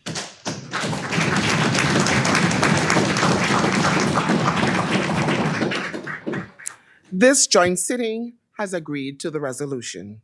Further resolutions? The chair recognizes the honorable member for Engliston. Thank you, Madam Speaker. And finally, a resolution, and it is without dispute and will be unanimously accepted. And I will move, and the member of the opposition will second. And I read now the following resolution. Whereas women have been in the forefront of the struggle for equality and justice in the Bahamas from the dawn of that struggle in the New World, starting with poor Black Kate, who paid the ultimate price. And whereas there is no fitting symbol to commemorate the contribution of women, even though they walked side by side with men at every stage of our national journey. And whereas Janet Gwyneth Bostwick is the embodiment of all that we celebrate as women on this solemn occasion, being the first woman elected to the Parliament of the Commonwealth of the Bahamas and our first acting Prime Minister. And whereas Janet Gwyneth Bostwick has distinguished herself as a Bahamian patriot of the first order, who happens to be a woman. And whereas Janet Gwyneth Bostwick is an enduring symbol of accomplished womanhood in the Commonwealth of the Bahamas, having excelled in every sphere of our national life. And whereas Janet Gwyneth Bostwick is an endearing symbol of the contribution of women to the continuing development of the Commonwealth of the Bahamas. Be it therefore resolved that this Parliament, meeting in joint session, pay tribute to the life, legacy, and contributions of the Right Honorable Dame Janet Gwyneth Bostwick by displaying a large framed photograph of her, and this is a first, on the southern wall of the chamber of this Honorable House of Assembly.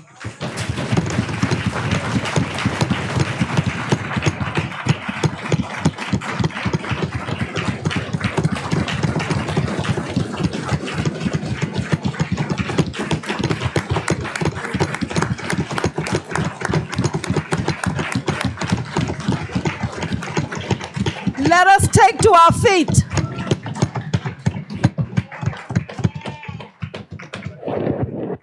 Be it further resolved that should the chamber of this Parliament be moved, and we're hoping that there will be another location, a fitting symbol be erected in commemoration and honor of this woman and of this occasion.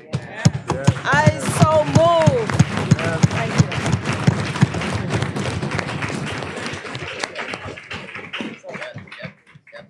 We have to second it.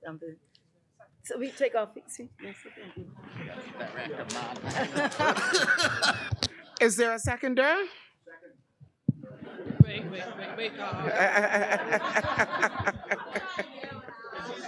You can, okay. The chair recognizes Senator the Honorable Maxine Seymour. Thank you, Madam President.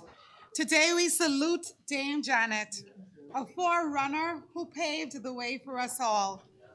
She was appointed to the Senate in 1977, the year I was born. In 1982, she became the first woman elected to the House of Assembly, where she remained for 2 decades.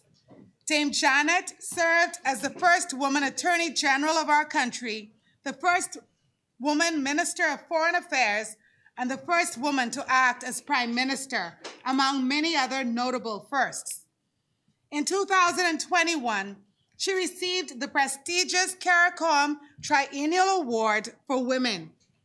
Her accomplishments were fueled by her inner strength and that of Almighty God, her creator and sustainer.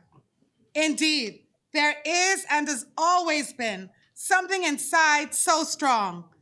The more they refused to hear Dame Janet's voice, the louder she sang and the brighter she shined.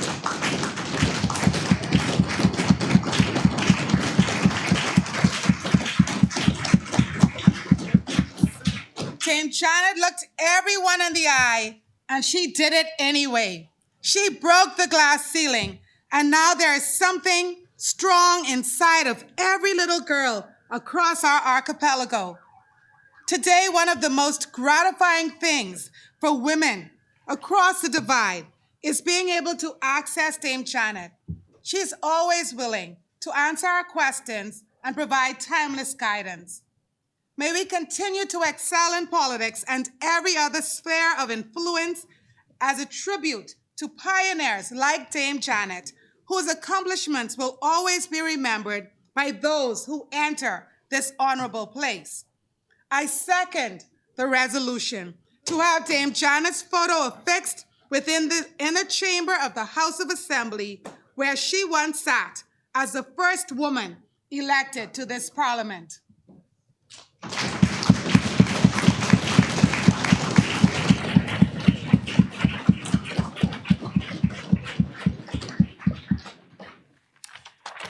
It has been moved and seconded that the following resolution be agreed.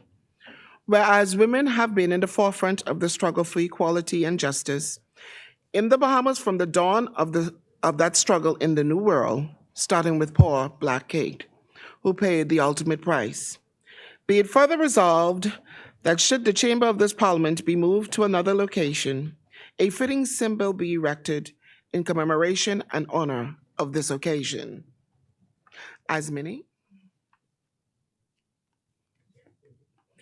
are in favor will remain seated. Those opposed will stand. Honorable Senators, as many as are in favor will say aye. Aye. Those opposed say nay.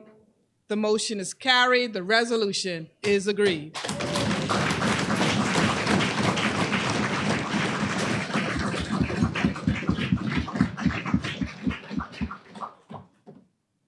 Further resolutions? The chair recognizes Senator the Honorable Michael Alcides. Thank you, Madam President. Madam President, I move that the Senate at its rising do adjourn sine die. Is there a seconder? I second. It has been moved and seconded that the Senate, at its rising, do adjourn sine die. As many as in favor say aye. Aye. Those opposed say nay. The motion is agreed. Final adjournment. The chair recognizes Senator the Honorable Michael Alcides. Thank you, Madam President. Madam President, I move that the Senate do now adjourn. It has been moved and seconded. Is there a second?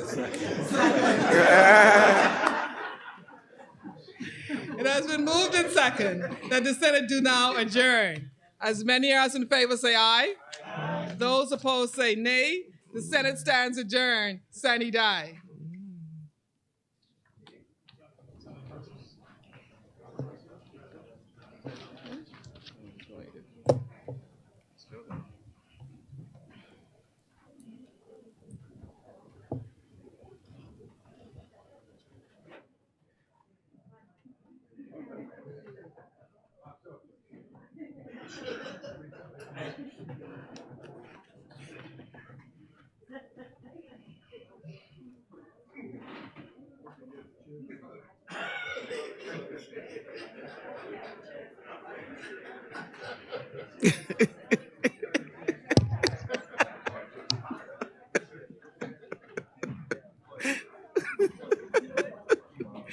Oh, God. Hold on.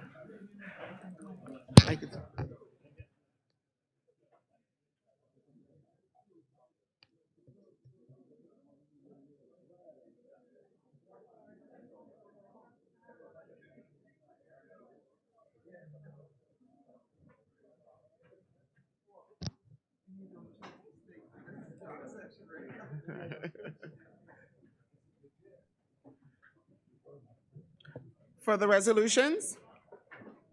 Madam Speaker, I move that the House on its rising adjourn to 3 o'clock this afternoon. Thank you, Honorable Member. Is there a seconder? Thank you. It has been moved and seconded that the House at its rising do adjourn to 3 o'clock this afternoon. As many are in favor will remain seated. Those opposed will stand. The motion is carried. Final adjournment? Mr. Speaker, I move that the House adjourns to 3 o'clock this afternoon. It has been moved and seconded. It has been moved and seconded that the House do now adjourn. As many are in favor will remain seated. Those opposed will stand. The motion is carried. The House stands adjourned until 3 o'clock this afternoon. All right!